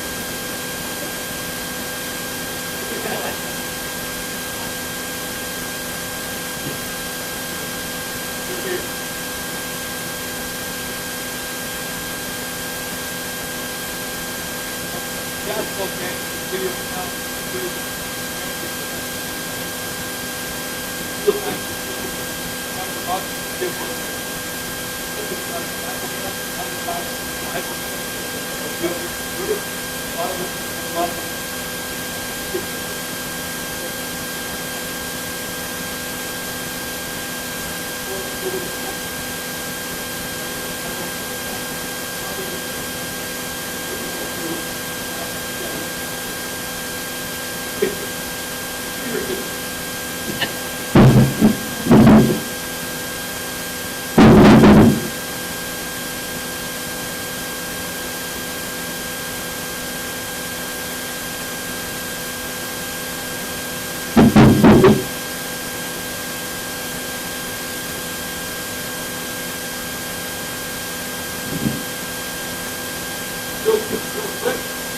enough real quick. Everybody, real quick. Very good question.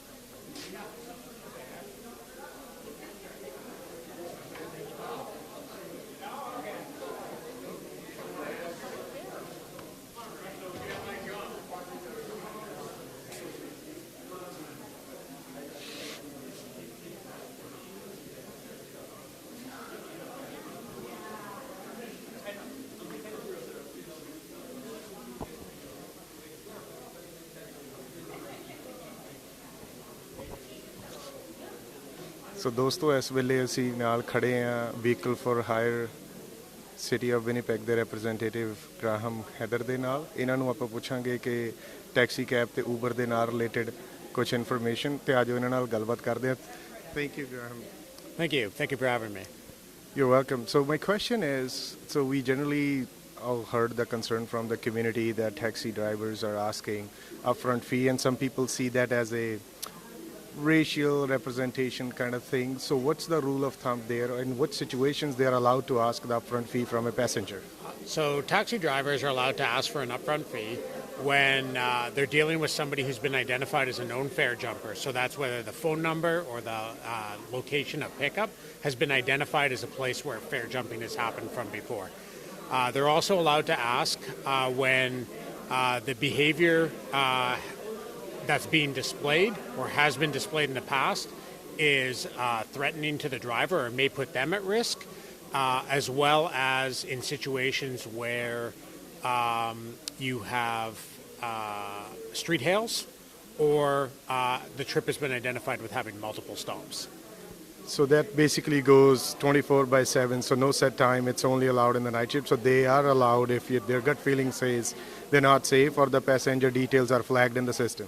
That's correct. Yeah, it's 7 days a week, all day. Anytime the driver is put in a situation that meets that bylaw requirement, then they're allowed to ask for money up front. Thank you for this. And I have another question related to the use of dash cams. And I know the taxi cabs have them regulated and the drivers don't have access to it. But as you mentioned in the session earlier, the Ubers are not allowed to. So can you please give us the details, what is allowed, what not in terms of Uber Lyft as they are private vehicles? Right. So all vehicles are allowed to have outward facing dash cams. They're not supposed to do anything other than record video. So there should be no audio recording. There should be no internal recording also. Our officers do look for that when they do inspections, but that is something that is strictly prohibited. It may be something that comes in the future where we mandate that all vehicles have to have this, but at this time we're not at that point. So, but it's certainly obviously in the talks at some point, similar to taxi cabs, Ubers can. But right now, if an Uber driver wants to have same sense of security, are they allowed to contact the office and get the same camera installed? No, they're not at all. It has to be a consistent, our plan would be to, or our feeling would be that it has to be a consistent across the board, all vehicles, like it is in taxis. There isn't a single taxi that doesn't have a camera in it, and that's for passenger and driver safety. That would be our feeling, that at some point down the road, when it does come in, or if it does come in, that it would be all vehicles have to have it as a requirement. Thank you. And some dash cams, like even though they only have a front camera, but they do have an inbuilt mic, and there is an option to turn the recording off. If a driver is using that with the audio off, are they allowed to do that and there is no issues there? If the audio is off, they're allowed to use the dash cam. Yeah. And the audio shouldn't be on. I mean, it's sometimes a little tricky to catch in between, but if the vehicle or when the vehicle gets inspected, it's something that our officers would look for. Perfect, thank you. One last question for you. So the diamond lanes right now are only to be used by the taxis only. Is there any plan by the city of Winnipeg, or what's the challenge it's not open to Uber and Lyft to use them during the rush hours? Right, so right now there's been no discussions with transit, who would need to be in agreement and sign off on it before we got city council approval. The main reason why private vehicles such as Uber and Lyft aren't able to use diamond lanes is basically identification. Taxis are easily identifiable as taxis. Uber and Lyft are passenger vehicles with decals only. And so from an enforcement standpoint, or from the knowledge of a transit driver who's driving in that diamond lane, they can easily tell that it's a taxi in front of them and that they're allowed to be there. But if it's a passenger vehicle, they're obligated to follow the road signage, which requires them to make a right turn at the next opportunity. Perfect, that makes sense, though it's hard to see because the Uber sticker stays 24/7 on their vehicles and they might not be on the right at that point. So that makes sense. But I would like to ask you, for this question for the Uber driver's perspective, more of a knowledge. What mistakes or complaints you usually get that you would like to send out a message, just a general awareness, stop doing this? So I think the biggest thing for Uber drivers is to and Lyft drivers is to make sure that they have their decals in their vehicles. That is the number one complaint, is identification for passengers. They want to know that the vehicle they're getting into is licensed as an Uber or Lyft, or registered as an Uber or Lyft vehicle, and that the information that's on that vehicle, the license plate and the type of vehicle, matches what they're being told in the app. So drivers, they have to go to their email that Uber sends them. They got to print out that decal and make sure that it's on their vehicle in the appropriate spots. So is it mandatory to have that labeling on the both ends, like the back window or the front windshield, or it's only required at the front windshield by law? Either one, either rear window on the right side or front window on the right side. Both is ideal.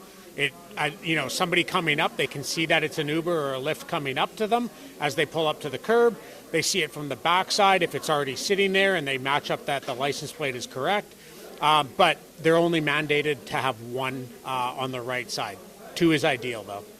Thank you. And they can print that off themselves as well, because I have seen some printouts out the windshields, like people say it's an Uber. Is it allowed, or they have to have a company-provided stickers? So what happens is that when they're registered, the company sends them a confirmation email, and they get a copy of the decal there. That's a temporary one until they get the one in the mail for them. So it's probably only a one week to 2 week situation where they have a temporary one. But we want them to have the actual sticker, because that's identifying that they're actually licensed, and it gives validity to the driver. It's the driver's way of saying, I've done the proper background checks and I'm registered. Perfect. Thank you so much, Graham, for your time here. Thank you so much. So guys, ਇਹ ਸੀਗੇ ਆਪਣੇ city of Winnipeg ਦੇ Graham ਜੀ। ਇਹਨਾਂ ਨਾਲ ਆਪਾਂ ਗੱਲਬਾਤ ਕੀਤੀ ਹੈ ਤੇ ਤੁਸੀਂ ਵੀ ਇਸ ਚੀਜ਼ ਦਾ ਖਾਸ ਧਿਆਨ ਰੱਖੋ ਕਿ ਮੇਕ ਸ਼ੋਰ ਤੁਹਾਡਾ ਵਹੀਕਲ ਪ੍ਰੋਪਰਲੀ ਰਜਿਸਟਰਡ ਆ ਔਰ ਤੁਸੀਂ ਉਹੀ ਡਰਾਈਵ ਕਰ ਰਹੇ ਹੋ ਜੋ ਲਾਇਸੈਂਸ ਪਲੇਟ ਤੁਹਾਡੀ ਐਪ ਦੇ ਵਿੱਚ ਹੈਗੀ ਆ। ਨਾਲ ਦੀ ਨਾਲ ਆਪਣੇ ਸਟickers ਨੂੰ ਜ਼ਰੂਰ ਅਪਡੇਟ ਕਰੋ ਔਰ make sure your vehicle is labelled. That's the number 1 complaint ਜਿਹੜੀ ਸਿਟੀ ਆਫ ਵਿਨੀਪੈਗ ਲੈ ਰਹੀ ਹੈ। ਸੋ ਅੱਗੇ ਵੀ ਤੁਹਾਨੂੰ ਇਸ ਤਰ੍ਹਾਂ ਦੀ ਇਨਫੋਰਮੇਸ਼ਨ ਨਾਲ ਕਰਾਉਂਦੇ ਰਹਾਂਗੇ। Thank you so much. Thank you Graham. Thank you.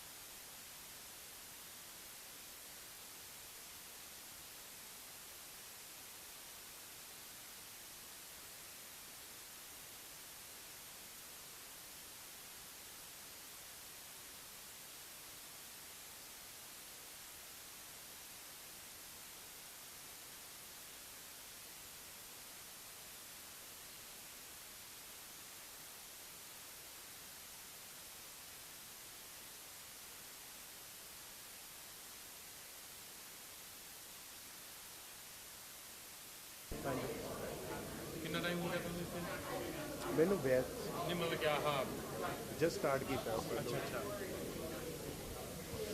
ਸੋ ਦੋਸਤੋ ਹੁਣ ਸਾਡੇ ਨਾਲ ਵਿਨੀਪੈਗ ਪੁਲਿਸ ਸਰਵਿਸ ਤੋਂ ਕਾਂਸਟੇਬਲ ਹਰਮਿੰਦਰ ਸਿੰਘ ਜੀ ਮੌਜੂਦ ਨੇ। ਆਪਾਂ ਇਹਨਾਂ ਨਾਲ ਗੱਲ ਕਰਦੇ ਹਾਂ ਕਿ ਕਿਹੜੇ ਕ੍ਰਾਈਮ ਪ੍ਰੀਵੈਂਸ਼ਨ ਟਿਪਸ ਇਹ ਦੇਣਾ ਚਾਹਣਗੇ ਕਮਿਊਨਿਟੀ ਵਾਸਤੇ ਕਿ ਜਿਨ੍ਹਾਂ ਕਮਿਊਨਿਟੀ ਦਾ ਭਲਾ ਹੋ ਸਕੇ ਤੇ ਤੁਸੀਂ ਵੀ ਥੋੜਾ ਜਿਹਾ ਐਜੂਕੇਟ ਹੋਵੋ। ਆਪਾਂ ਸਾਰੇ ਆਪਣਾ ਆਪਣਾ ਪਾਰਟ ਪਲੇ ਕਰਾਂਗੇ ਤਾਂ ਹੀ ਆਪਾਂ ਇਸ ਕ੍ਰਾਈਮ ਨੂੰ ਠੱਲ ਪਾ ਸਕਦੇ ਹਾਂ। ਆਜੋ ਆਪਾਂ ਇਹਨਾਂ ਨਾਲ ਗੱਲ ਕਰਦੇ ਹਾਂ। ਸਵਾਗਤ ਹੈ ਹਰਮਿੰਦਰ ਜੀ ਦਾ। ਸੀਗਾ ਜੀ, ਥੈਂਕ ਯੂ ਜੀ। ਭਾਜੀ ਸਭ ਤੋਂ ਪਹਿਲਾਂ ਹਰਮਿੰਦਰ ਜੀ ਸਾਨੂੰ ਇਹ ਦੱਸੋ ਕਿ ਕਿਸ ਤਰ੍ਹਾਂ ਦੀਆਂ ਮੋਸਟਲੀ ਕੰਪਲੇਂਟਸ ਨੇ ਕਿ ਜਿਹੜੀਆਂ ਅਵੋਇਡੇਬਲ ਨੇ, ਕਿ ਕ੍ਰਾਈਮ ਦੀਆਂ ਕਿਸ ਤਰ੍ਹਾਂ ਦੀਆਂ ਕੰਪਲੇਂਟਸ ਆਉਂਦੀਆਂ ਜਿਹਨੂੰ ਆਪਾਂ ਐਜੂਕੇਸ਼ਨ ਤੇ ਅਵੇਅਰਨੈਸ ਨਾਲ ਜਾਂ ਛੋਟੇ-ਮੋਟੇ ਆਪਾਂ ਉਪਰਾਲੇ ਕਰਨ ਦੇ ਨਾਲ ਉਸ ਚੀਜ਼ ਨੂੰ ਆਪਾਂ ਅਵੋਇਡ ਕਰ ਸਕਦੇ ਹਾਂ? ਜੀ ਸਭ ਤੋਂ ਵੱਡੀ ਅੱਜ ਕੱਲ੍ਹ ਜਿਹੜੀ ਆਪਣੇ ਕ੍ਰਾਈਮ ਹੁੰਦਾ ਵਾ, ਇਹ ਹੁੰਦਾ ਕ੍ਰਾਈਮ ਆਫ ਓਪਰਚੁਨਿਟੀ। ਮਤਲਬ ਕਿ ਇਹ ਨਹੀਂ ਵੀ ਕੋਈ ਤੁਹਾਨੂੰ ਬਹੁਤ ਦੇਰ ਤੋਂ ਦੇਖ ਰਿਹਾ ਤੇ ਉਹਨਾਂ ਨੇ ਉਹ ਕੋਈ ਕ੍ਰਾਈਮ ਕਰਨਾ, ਉਹ ਵਿੰਡੋ ਆਫ ਓਪਰਚੁਨਿਟੀ ਆ। ਸਭ ਤੋਂ ਜ਼ਿਆਦਾ ਹੁੰਦਾ ਤੁਹਾਡਾ ਸੈੱਲਫੋਨ, ਕਿਉਂਕਿ ਇਹ ਮਨੀ ਨਾਲ ਐਸੋਸੀਏਟਿਡ ਆ। ਜਦੋਂ ਆਪਾਂ ਬਾਹਰ ਅੰਦਰ ਹੁੰਦੇ ਆ, ਅਸੀਂ ਹਮੇਸ਼ਾ ਸਾਰਿਆਂ ਨੂੰ ਕਹਿੰਦੇ ਵੀ ਇਹ ਜ਼ਰੂਰ ਦੇਖੋ ਕਿ ਤੁਸੀਂ ਕਿੱਧਰ ਨੂੰ ਤੁਰ ਕੇ ਜਾ ਰਹੇ ਹੋ, ਤੁਹਾਡੇ ਵੱਲ ਕੌਣ ਆ ਰਿਹਾ ਵਾ।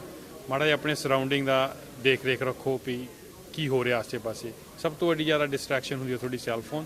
ਬਾਕੀ ਹੁੰਦਾ ਹੈੱਡਫੋਨਸ। ਜੇ ਤੁਸੀਂ ਮਿਊਜ਼ਿਕ ਸੁਣਨਾ ਪਸੰਦ ਕਰਦੇ ਹੋ ਜਾਂ ਕੁਛ ਵੀ ਪੋਡਕਾਸਟ ਸੁਣਨਾ ਪਸੰਦ ਕਰਦੇ ਹੋ, ਮੇਕ ਸ਼ੋਰ ਕਰੋ ਵੀ ਤੁਸੀਂ ਇੱਕ ਕੰਨ 'ਚ ਆਪਣੇ ਹੈੱਡਫੋਨ ਰੱਖੋ ਤਾਂ ਕਿ ਦੂਸਰੇ 'ਚ ਤੁਹਾਨੂੰ ਸੁਣਨਾ ਵੀ ਆਸੇ ਪਾਸੇ ਕੀ ਹੋ ਰਿਹਾ। ਇਟ ਕੁਡ ਵੀ ਕਿ ਕੋਈ ਐਂਬੂਲੈਂਸ ਆ ਰਹੀ ਆ ਜਾਂ ਤੁਸੀਂ ਵਿੰਟਰ 'ਚ ਸਟਰੀਟ ਕ੍ਰਾਸ ਕਰ ਰਹੇ ਹੋ। ਆਪਣੇ ਇੱਥੇ ਵਿਨੀਪੈਗ 'ਚ ਇੰਨੀ ਸਲਿੱਪਰੀ ਹੁੰਦੀ ਹੈ ਵੀ ਸ਼ਾਇਦ ਜਿਹੜਾ ਕਾਰ ਤੁਹਾਨੂੰ ਅਪਰੋਚ ਕਰ ਰਹੀ ਆ, ਦੇ ਆਰ ਹੈਵਿੰਗ ਕਿ ਉਹਨਾਂ ਨੂੰ ਮੁਸ਼ਕਲ ਆ ਰਹੀ ਸਟਾਪ ਹੋਣ ਨੂੰ ਤੇ ਉਹ ਸਲਾਈਡ ਕਰ ਰਹੇ ਆ। ਉਹ ਮੇ ਵੀ ਹਾਰਨ ਮਾਰ ਰਹੇ ਹੋਣਗੇ ਤੁਹਾਡੀ ਅਟੈਂਸ਼ਨ ਕਰਨ ਲਈ ਵੀ 1 ਮਿੰਟ ਰੁਕ ਜਾਓ ਤੁਸੀਂ। ਬਟ ਜੇ ਆਪਣੇ ਹੈੱਡਫੋਨ ਲੱਗੇ ਨੇ, ਅਸੀਂ ਉਹ ਚੀਜ਼ ਨੂੰ ਭਾਵੇਂ ਨਹੀਂ ਅਵੋਇਡ ਕਰ ਸਕਦੇ ਐਕਸੀਡੈਂਟ ਨੂੰ। ਇੱਕ ਉਹ ਹੈ। ਤੇ ਨੈਕਸਟ ਥਿੰਗ ਇਜ਼ ਜੇ ਤੁਸੀਂ ਆਪਣੀ ਕਾਰ ਦੇ ਵਿੱਚ ਕਿਤੇ ਟਰੈਵਲ ਕਰ ਰਹੇ ਹੋ, ਸਮਾਨ ਗਰੋਸਰੀਜ਼ ਵਗੈਰਾ ਕਰ ਰਹੇ ਹੋ, ਘਰੇ ਆਏ ਹੋ ਤੁਸੀਂ, ਤੇ ਮੇਕ ਸ਼ੋਰ ਓਵਰਨਾਈਟ ਨੂੰ ਜੇ ਤੁਹਾਡੀ ਕਾਰ ਬਾਹਰ ਖੜ੍ਹਦੀ ਹੈ, ਗਰਾਜ 'ਚ ਨਹੀਂ ਹੈਗੀ, ਵੀ ਉਹਦੇ 'ਚ ਕੋਈ ਸਮਾਨ ਨਹੀਂ ਹੈਗਾ ਤਾਂ ਕਿ ਕਿਸੇ ਨੂੰ ਕੋਈ ਰੀਜ਼ਨ ਨਾ ਮਿਲੇ। ਲਾਈਕ ਜਿੱਦਾਂ ਮੈਂ ਪਹਿਲਾਂ ਦੱਸਿਆ ਵਿੰਡੋ ਆਫ ਓਪਰਚੁਨਿਟੀ, ਵੀ ਬੰਦਾ ਦੇਖਦਾ ਵੀ ਕਾਰ 'ਚ ਸਮਾਨ ਪਿਆ, ਬ੍ਰੇਕਿੰਗ ਕੀਤੀ, ਫਟਾਫਟ ਲਿਆ ਦਾ, ਕਿਉਂਕਿ ਤੁਸੀਂ ਅਵੋਇਡ ਕਰ ਸਕਦੇ ਸਿੰਪਲੀ ਜੋ ਵੀ ਕੋਈ ਵੈਲਿਊਏਬਲ ਚੀਜ਼ ਆ ਘਰੇ ਰੱਖੋ। ਵੀ ਲਾਈਨ ਆਫ ਸਾਈਟ 'ਚ ਕੁਝ ਨਹੀਂ ਰੱਖਣਾ। ਹਾਂਜੀ, ਵੀ ਅਗਲੇ ਨੂੰ ਕੋਈ ਰੀਜ਼ਨ ਨਾ ਦਿਓ ਵੀ ਤੁਹਾਡੀ ਕਾਰ ਦੇ ਵਿੱਚ ਅੰਦਰ ਕੋਈ ਜਾਵੇ ਜੀ। ਹਾਂਜੀ। ਤੇ ਇੱਕ ਤਾਂ ਇਸ ਤਰੀਕੇ ਨਾਲ ਹੋ ਗਿਆ। ਇੱਕ ਦੂਸਰਾ ਜਿਹੜਾ ਵਾ ਅੱਜ ਕੱਲ੍ਹ ਆਨਲਾਈਨ ਸਕੈਮ ਬੜਾ ਹੁੰਦਾ ਆ, ਉਹਦੇ ਵਿੱਚ ਲੋਕਾਂ ਨੂੰ ਕਿਵੇਂ ਅਵੇਅਰ ਹੋਣਾ ਚਾਹੀਦਾ? ਅੱਜ ਕੱਲ੍ਹ ਮੋਸਟਲੀ ਸ਼ਾਪਿੰਗ ਦਾ ਇਹ ਵੀ ਇੱਕ ਟ੍ਰੈਂਡ ਬਣ ਗਿਆ ਕਿ ਫੇਸਬੁੱਕ ਮਾਰਕੀਟ ਪਲੇਸ ਦੇ ਉੱਤੇ ਆਪਾਂ ਫੇਸਬੁੱਕ ਤੇ ਸ਼ਾਪਿੰਗ ਕਰਦੇ ਆ, ਨਾ ਆਪਾਂ ਜਾਣਦੇ ਆ, ਫਿਰ ਆਪਾਂ ਅਨਨੋਨ ਪਲੇਸ ਤੇ ਪਿਕਅਪ ਲਈ ਜਾਂਦੇ ਆ। ਉਹਦੇ ਲਈ ਕੁਝ ਕੀ ਟਿਪਸ ਲੋਕਾਂ ਨੂੰ ਯੂਜ਼ ਕਰਨੇ ਚਾਹੀਦੇ ਨੇ? ਜੀ ਆਨਲਾਈਨ ਦੇ ਵਿੱਚ ਇੱਦਾਂ ਵਾ ਵੀ ਜੇ ਤੁਸੀਂ ਕੋਈ ਚੀਜ਼ ਕਿਸੇ ਸੈਲਰ ਦੇ ਨਾਲ ਗੱਲਬਾਤ ਕਰ ਰਹੇ ਹੋ ਕਿ ਤੁਸੀਂ ਬਾਏ ਕਰਨੀ ਆ, ਮੇਕ ਸ਼ੋਰ ਜੇ ਤੁਸੀਂ ਬਾਏ ਕਰ ਰਹੇ ਹੋ, ਤੁਸੀਂ ਇੰਟਰਸਟਿਡ ਹੋ, ਉਹ ਤੁਸੀਂ ਡਿਊਰਿੰਗ ਦਾ ਡੇ ਟਾਈਮ ਕਰੋ ਜਿੱਥੇ ਪਬਲਿਕ ਪਲੇਸ ਆ, ਜਾਂ ਤੁਸੀਂ ਕਿਸੇ ਵੀ ਆਪਣੇ ਪੁਲਿਸ ਸਟੇਸ਼ਨ ਦੇ ਬਾਹਰ ਕਰ ਸਕਦੇ ਹੋ। ਉੱਥੇ buy and sell zone designated ਹੈਗਾ, ਉਹ ਕੈਮਰਾ ਮੋਨੀਟਰਡ ਨੇ। ਤੇ ਅਗਲੀ ਚੀਜ਼ ਇਹ ਹੁੰਦੀ ਹੈ ਜਦੋਂ ਤੁਸੀਂ ਕੋਈ ਬਾਏ ਜਾਂ ਸੈਲ ਕਰਨ ਲਈ ਕੋਸ਼ਿਸ਼ ਕਰ ਰਹੇ ਹੋ, ਮੇਕ ਸ਼ੋਰ ਤੁਹਾਡੇ ਨਾਲ ਕੋਈ ਹੋਵੇ, ਕਿਉਂਕਿ 1-on-1 ਇੱਦਾਂ ਹੁੰਦਾ ਕਿ ਤੁਸੀਂ ਡਿਸਟਰੈਕਟ ਹੋ ਸਕਦੇ ਹੋ। ਜੇ ਤੁਹਾਡੇ ਨਾਲ ਆ ਕੋਈ, ਉਹਨੂੰ ਅਸੀਂ ਐਜ਼ ਅ ਪੁਲਿਸ ਆਫਿਸਰ ਕੀ ਕਹਿੰਦੇ ਆ, ਬਡੀ ਸਿਸਟਮ, ਵੀ ਤੁਹਾਡੇ ਨਾਲ ਕੋਈ ਇੱਦਾਂ ਹੈਗਾ ਜੋ ਤੁਹਾਡੀ ਬੈਕਗਰਾਊਂਡ ਚੈੱਕਆਊਟ ਕਰ ਰਿਹਾ, ਕੌਣ ਅਪਰੋਚ ਕਰ ਰਿਹਾ, ਕਿਹਨੂੰ ਤੁਸੀਂ ਮਿਲਣ ਜਾ ਰਹੇ ਹੋ। ਜਦੋਂ ਤੁਸੀਂ ਕੋਈ ਸਮਾਨ ਲੈਣ ਜਾ ਰਹੇ ਹੋ, ਤੁਸੀਂ 2 ਸ਼ੋ ਅਪ ਹੁੰਦੇ ਹੋ, ਅਗਲੇ ਨੂੰ ਵੈਸੇ ਹੋ ਜਾਂਦਾ ਵੀ ਨਹੀਂ ਆਪਾਂ ਨੂੰ ਇਹਨਾਂ ਨੂੰ ਰਹਿਣ ਦੇਣਾ ਚਾਹੀਦਾ, ਕੋਈ ਇਹਨਾਂ ਨੂੰ ਰੌਬ ਕਰਨ ਦੀ ਕੋਸ਼ਿਸ਼ ਨਾ ਕਰੀਏ। ਕਿ ਪੇਅਰਸ 'ਚ ਨੇ ਤੇ ਵਿਜੀਲੈਂਟ ਨੇ ਤੇ ਇੱਥੇ ਥੋੜਾ ਹਾਰਡ ਪਿਕ ਹੋਏਗੀ। ਹਾਂਜੀ। ਤੇ ਦੂਸਰੀ ਚੀਜ਼ ਇਹ ਹੁੰਦੀ ਹੈ ਵੀ ਜੇ ਕੋਈ ਤੁਹਾਨੂੰ ਆਨਲਾਈਨ ਕਹਿ ਰਿਹਾ ਵੀ ਮੈਨੂੰ ਟ੍ਰਾਂਸਫਰ ਕਰ ਦਿਓ ਮਨੀ ਤਾਂ ਕਿ ਉਹ ਮੈਂ ਆਈਟਮ ਤੁਹਾਡੇ ਲਈ ਹੋਲਡ ਕਰ ਲਾਂ, ਇੱਦਾਂ ਦਾ ਵੀ ਸਕੈਮ ਚੱਲ ਰਿਹਾ ਜਿਹਦੇ 'ਚ ਸਮਝ ਲਓ ਕੋਈ ਆਈਟਮ $500-600 ਦੀ ਸੈੱਲ ਹੋ ਰਹੀ ਹੈ ਪਰ ਅਗਲੇ ਨੇ 200 ਦੀ ਲਾਈ ਹੈ। ਉਹ ਤੁਹਾਨੂੰ ਕਹਿਣਗੇ ਵੀ ਸਾਨੂੰ ਬਹੁਤ ਜਾਣੇ ਲੋਕੀ ਪੁੱਛ ਰਹੇ ਨੇ, ਜੇ ਤੁਸੀਂ ਚਾਹੁੰਦੇ ਹੋ ਮੈਂ ਤੁਹਾਡੇ ਲਈ ਹੋਲਡ ਕਰਾਂ, ਤੁਸੀਂ ਮੈਨੂੰ $50 ਟ੍ਰਾਂਸਫਰ ਕਰ ਦਿਓ। ਪਰ ਇਹ ਚੀਜ਼ ਉਹਨਾਂ ਨੇ ਹੋਰ 10 ਬੰਦਿਆਂ ਨਾਲ ਕੀਤੀ ਹੈ ਤੇ overall in a day they might be making money out of it. ਤੇ ਜਦੋਂ ਤੁਸੀਂ ਸ਼ਾਮ ਨੂੰ ਟਿਮ ਹਾਰਟਨ ਜਾਂ ਮੈਕਡੋਨਲਡ 'ਤੇ ਜਾਓਗੇ ਵੀ ਸ਼ਾਇਦ ਉਹ ਬੰਦਾ ਉਹ ਸਮਾਨ ਲੈ ਕੇ ਉੱਥੇ ਆਊਗਾ, ਕੋਈ ਸ਼ੋ ਅਪ ਨਹੀਂ ਹੁੰਦਾ। ਸੋ ਜਿੰਨੀ ਜਗ੍ਹਾ ਤੁਹਾਡੇ ਆਈਟਮ ਤੁਸੀਂ ਪਰਸਨਲੀ ਦੇਖੀ ਨਹੀਂ, ਕੋਈ ਮਨੀ ਟ੍ਰਾਂਸਫਰ ਨਹੀਂ ਹੋਊਗੀ, ਕਿਉਂਕਿ ਉਹਨਾਂ ਤੁਸੀਂ ਆਪਣੀ ਹਾਰਡ ਐਂਡ ਮਨੀ ਸੇਵ ਕਰ ਸਕਦੇ ਹੋ। ਇਹ ਬਿਲਕੁਲ ਸਹੀ ਇਨਫੋਰਮੇਸ਼ਨ ਦਿੱਤੀ ਤੁਸੀਂ ਕਿ ਇਹਦੇ ਨਾਲ ਵੀ ਲੋਕਾਂ ਦਾ ਭਲਾ ਹੋ ਸਕਦਾ, ਕਿ ਤੁਸੀਂ ਸਕੈਮ ਦਾ ਸ਼ਿਕਾਰ ਹੋਣ ਤੋਂ ਬਚ ਜਾਓਗੇ। ਇੱਕ ਸਭ ਤੋਂ ਵੱਡੀ ਪ੍ਰੋਬਲਮ ਇਹ ਆਉਂਦੀ ਆ ਕਿ ਐਂਟਾਈਟਲਮੈਂਟ, ਚਾਹੇ ਉਹ ਪੈਡੈਸਟਰੀਅਨ ਨੂੰ ਲੈ ਕੇ ਹੋਵੇ, ਚਾਹੇ ਉਹ ਕਾਰ ਡਰਾਈਵਰ ਨੂੰ ਲੈ ਕੇ ਹੋਵੇ। ਆਪਾਂ ਮੋਸਟਲੀ ਦੇਖਦੇ ਹਾਂ ਜਿਹੜੀ ਕ੍ਰਾਸ ਵਾਕ ਹੁੰਦੀ ਆ ਕਿ ਜਿੱਥੇ ਤੁਸੀਂ ਬਟਨ ਪ੍ਰੈਸ ਕਰਦੇ ਹੋ ਤੇ ਤੁਸੀਂ ਕ੍ਰਾਸ ਕਰਦੇ ਹੋ, ਕਈ ਵਾਰ ਉੱਥੇ ਪੈਡੈਸਟਰੀਅਨ ਜਿਹੜਾ ਆ ਉਹ ਕਾਰ ਦੇ ਰੁਕਣ ਤੱਕ ਦੀ ਵੀ ਵੇਟ ਨਹੀਂ ਕਰਦਾ ਕਿ ਮੈਨੂੰ ਰਾਈਟ ਆਫ ਵੇ ਮਿਲ ਗਿਆ ਆ। ਬੈਕ ਆਫ ਦਾ ਮਾਈਂਡ ਉਹਨਾਂ ਦੇ ਇਹ ਆ ਕਿ ਬਟਨ ਪ੍ਰੈਸ ਕੀਤਾ, step on the road. Sometimes button press ਵੀ ਨਹੀਂ ਹੋਇਆ ਹੁੰਦਾ, ਉਹ ਕਰ ਜਾਂਦੇ ਨੇ, ਜਿਹਦੇ ਵਿੱਚ ਕਾਫੀ ਜ਼ਿਆਦਾ ਪ੍ਰੋਬਲਮ ਗੱਡੀਆਂ ਵਾਲਿਆਂ ਨੂੰ ਵੀ ਆਉਂਦੀ ਆ। ਉਸ ਸਿਚੁਏਸ਼ਨ ਨੂੰ ਫਿਰ ਕਿਵੇਂ ਹੈਂਡਲ ਕੀਤਾ ਜਾਂਦਾ ਆ? ਕਿਉਂਕਿ ਮੋਸਟਲੀ ਸਭ ਦੇ ਮਨ 'ਚ ਐਜ਼ ਏ ਡਰਾਈਵਰ ਤਾਂ ਇਹੀ ਹੁੰਦਾ ਕਿ ਮੈਂ ਵੱਡੀ ਗੱਡੀ ਚਲਾ ਰਿਹਾ, ਮੇਰਾ ਫਾਲਟ ਆ। ਬਟ ਇੱਦਾਂ ਵੀ ਹੋ ਸਕਦਾ ਵੀ ਉਹ ਮਤਲਬ ਕਿ ਪੈਡੈਸਟਰੀਅਨ ਦੀ ਵੀ ਗਲਤੀ ਹੁੰਦੀ ਹੈ ਤੇ ਉਹਨੂੰ ਕਿਸ ਨਜ਼ਰੀਏ ਨਾਲ ਕਾਨੂੰਨੀ ਤੌਰ ਤੇ ਦੇਖਿਆ ਜਾਂਦਾ ਹੈ ਕਿ ਕੀ ਡਰਾਈਵਰ ਹੀ ਆਲਵੇਜ਼ ਫਾਲਟ ਤੇ ਹੁੰਦਾ ਜਾਂ ਉਹਦੇ ਸਰਕਮਸਟੈਂਸ ਨੂੰ ਵੀ ਰੀਅਲਾਈਜ਼ ਕੀਤਾ ਜਾਂਦਾ ਹੈ ਚਾਰजेस ਟਰਮਿੰਗ ਦੇ? ਜੀ ਜਿੰਨੇ ਵੀ ਆਪਣੇ ਇਹ ਆਪਾਂ ਜੇ ਡਰਾਈਵ ਕਰਦੇ ਆ ਹਮੇਸ਼ਾ ਪੈਡੈਸਟਰੀਅਨ ਨੂੰ ਜ਼ਿਆਦਾ ਰਾਈਟ ਆਫ ਵੇ ਦਿੱਤਾ ਜਾਂਦਾ, ਪਰ ਵੈਦਰ ਵੀ ਇਹ 'ਚ ਫੈਕਟਰ ਪਲੇ ਕਰਦਾ। ਤੇ ਲਾਗੇ ਤੁਸੀਂ ਦੱਸਿਆ ਤੁਸੀਂ ਬਟਨ ਦੱਬਿਆ, ਮੇ ਵੀ ਲਾਈਟ ਖਰਾਬ ਹੋਵੇ ਨਹੀਂ ਚੱਲੀ ਤੇ ਅਗਲੇ ਨੇ ਨਹੀਂ ਧਿਆਨ ਦਿੱਤਾ, ਪਰ ਡਰਾਈਵਰ ਦੇ ਉੱਤੇ ਕਾਫੀ ਓਨਰਸ਼ਿਪ ਲਾਈ ਜਾਂਦੀ ਆ। ਤੇ ਇਹਨੂੰ ਸੇਫ ਗਾਰਡ ਕਰਨ ਲਈ ਅਸੀਂ ਕਹਿੰਦੇ ਵੀ ਅੱਜ ਕੱਲ੍ਹ ਹਰ ਕਿਤੇ ਕੈਮਰਾ, ਜੇ ਤੁਹਾਡੇ ਕੋਲ GoPro ਕੈਮਰਾ ਵਾ ਜਾਂ ਕੋਈ ਮੋਨੀਟਰਿੰਗ ਕੈਮਰਾ ਤੁਸੀਂ ਆਪਣੇ ਫਰੰਟ ਵਿੰਡਸ਼ੀਟ ਤੇ ਰੱਖੋ, ਉਹ ਸਾਰੀ ਪਿਕਚਰ ਪੇਂਟ ਕਰਦਾ। ਬਾਈ ਚਾਂਸ ਸਮਝ ਲਓ ਵੀ ਤੁਸੀਂ ਨਹੀਂ ਰੁਕ ਪਾ ਰਹੇ, ਤੁਹਾਡਾ ABS ਕਿਕ ਇਨ ਹੋ ਰਿਹਾ ਸੀਗਾ, ਤੁਸੀਂ ਹਾਰਨ ਮਾਰ ਰਹੇ ਹੋ, ਤੁਹਾਨੂੰ ਆਪਣੇ ਆਪ ਨੂੰ ਸੇਫ ਗਾਰਡ ਕਰਦਾ। ਪਰ ਜੇ ਤੁਹਾਡੇ ਕੋਲ ਸਰਵੇਲੈਂਸ ਹੈਗੀ ਹੈ ਕਿਉਂਕਿ ਤੁਹਾਡਾ ਆਪਣਾ ਵਹੀਕਲ ਤੁਸੀਂ ਲਾ ਸਕਦੇ ਹੋ, ਉਹ ਤੁਹਾਡੇ ਲਈ ਬੈਨੀਫੀਸ਼ੀਅਲ ਹੋਊਗਾ ਲੌਂਗ ਟਰਮ। ਤੇ ਉਹਦੇ ਵਿੱਚ ਮਤਲਬ ਥੋੜਾ ਬੈਨੀਫਿਟ ਆਫ ਡਾਊਟ ਹੁੰਦਾ as long as you have something to land on, ਕਿ ਜੇ ਤੁਹਾਡੇ ਕੋਲ ਕੋਈ ਐਵੀਡੈਂਸ ਹੈਗਾ ਜਾਣ ਲਈ।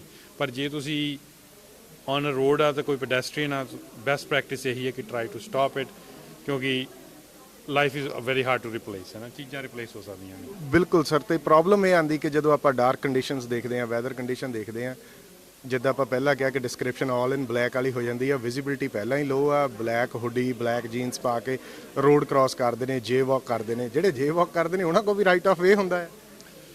ਇਹ ਰਾਈਟ ਆਫ ਵੇ ਤਾਂ ਜੇ ਵਾਕਿੰਗ ਕੋਈ ਨਹੀਂ ਹੈਗਾ, ਕਿਉਂਕਿ ਤੁਸੀਂ ਪਰ ਜਿੱਦਾਂ ਹੁਣ ਤੁਸੀਂ ਦੱਸਿਆ, ਮੈਂ ਪਹਿਲਾਂ ਕਿਹਾ ਵੀ ਜੇ ਤੁਹਾਡੀ ਗੱਡੀ ਦੇ ਵਿੱਚ ਮੋਨੀਟਰਿੰਗ ਕੈਮਰਾ ਲੱਗਿਆ ਵਾ, ਉਹ ਪੇਂਟ ਪਿਕਚਰ ਕਰਦਾ ਕਿ ਤੁਹਾਨੂੰ ਰੁਕਣ ਦਾ ਮੌਕਾ ਹੀ ਨਹੀਂ ਮਿਲਿਆ, ਠੀਕ ਹੈ ਨਾ। ਪਰ ਜੇ ਉੱਥੇ ਪ੍ਰੋਪਰ ਕ੍ਰਾਸਿੰਗ ਨਹੀਂ ਹੈਗੀ, ਯੂ ਹੈਵ ਐਵੀਡੈਂਸ ਵੀ ਨਹੀਂ, ਇੱਥੇ ਅਸੀਂ ਐਕਸਪੈਕਟ ਹੀ ਨਹੀਂ ਸੀ ਕਰ ਰਹੇ ਕਿ ਉਹ ਬੰਦਾ ਕਰੇਗਾ। ਜਿੱਦਾਂ ਹੁਣ ਫੋਰ ਐਗਜ਼ਾਮਪਲ ਤੁਸੀਂ ਡਿਜ਼ਰੇਲੀ ਬ੍ਰਿਜ ਦੇ ਉੱਤੇ ਜਾ ਰਹੇ ਹੋ, ਉਹਦੇ ਉੱਤੇ ਪੈਡੈਸਟਰੀਅਨ ਦਾ ਹੋਣਾ ਬਹੁਤ ਘੱਟ ਹੈ, crossing through the Disraeli Bridge as compare to ਜੇ ਤੁਸੀਂ ਕਹਿ ਲਓ ਕੋਈ ਹੋਰ ਇੰਟਰਸੈਕਸ਼ਨ ਆ ਜਿੱਥੇ ਵੀ ਪੈਡੈਸਟਰੀਅਨ ਰਾਈਟ ਆਫ ਵੇ ਆ, ਉੱਥੇ ਹਮੇਸ਼ਾ ਜੇ ਸਲਿੱਪਰੀ ਆ, ਬੀ ਕੇਅਰਫੁਲ। ਪਰ ਜੇ ਤੁਹਾਡੇ ਕੋਲ ਕੋਈ ਟ੍ਰੈਫਿਕ ਮੋਨੀਟਰਿੰਗ ਡਿਵਾਈਸ ਹੈਗਾ ਵਾ ਤੁਹਾਡੇ 'ਚ ਜਿੱਦਾਂ ਕੈਮਰਾ, ਉਹ ਹੈਲਪਫੁਲ ਹੁੰਦਾ ਵਾ। ਥੈਂਕ ਯੂ ਰਮਿੰਦਰ ਜੀ। ਤੇ ਹੋਰ ਕੋਈ ਟਿਪ ਤੁਸੀਂ ਸ਼ੇਅਰ ਕਰਨਾ ਚਾਹੋਗੇ ਕਮਿਊਨਿਟੀ ਨਾਲ?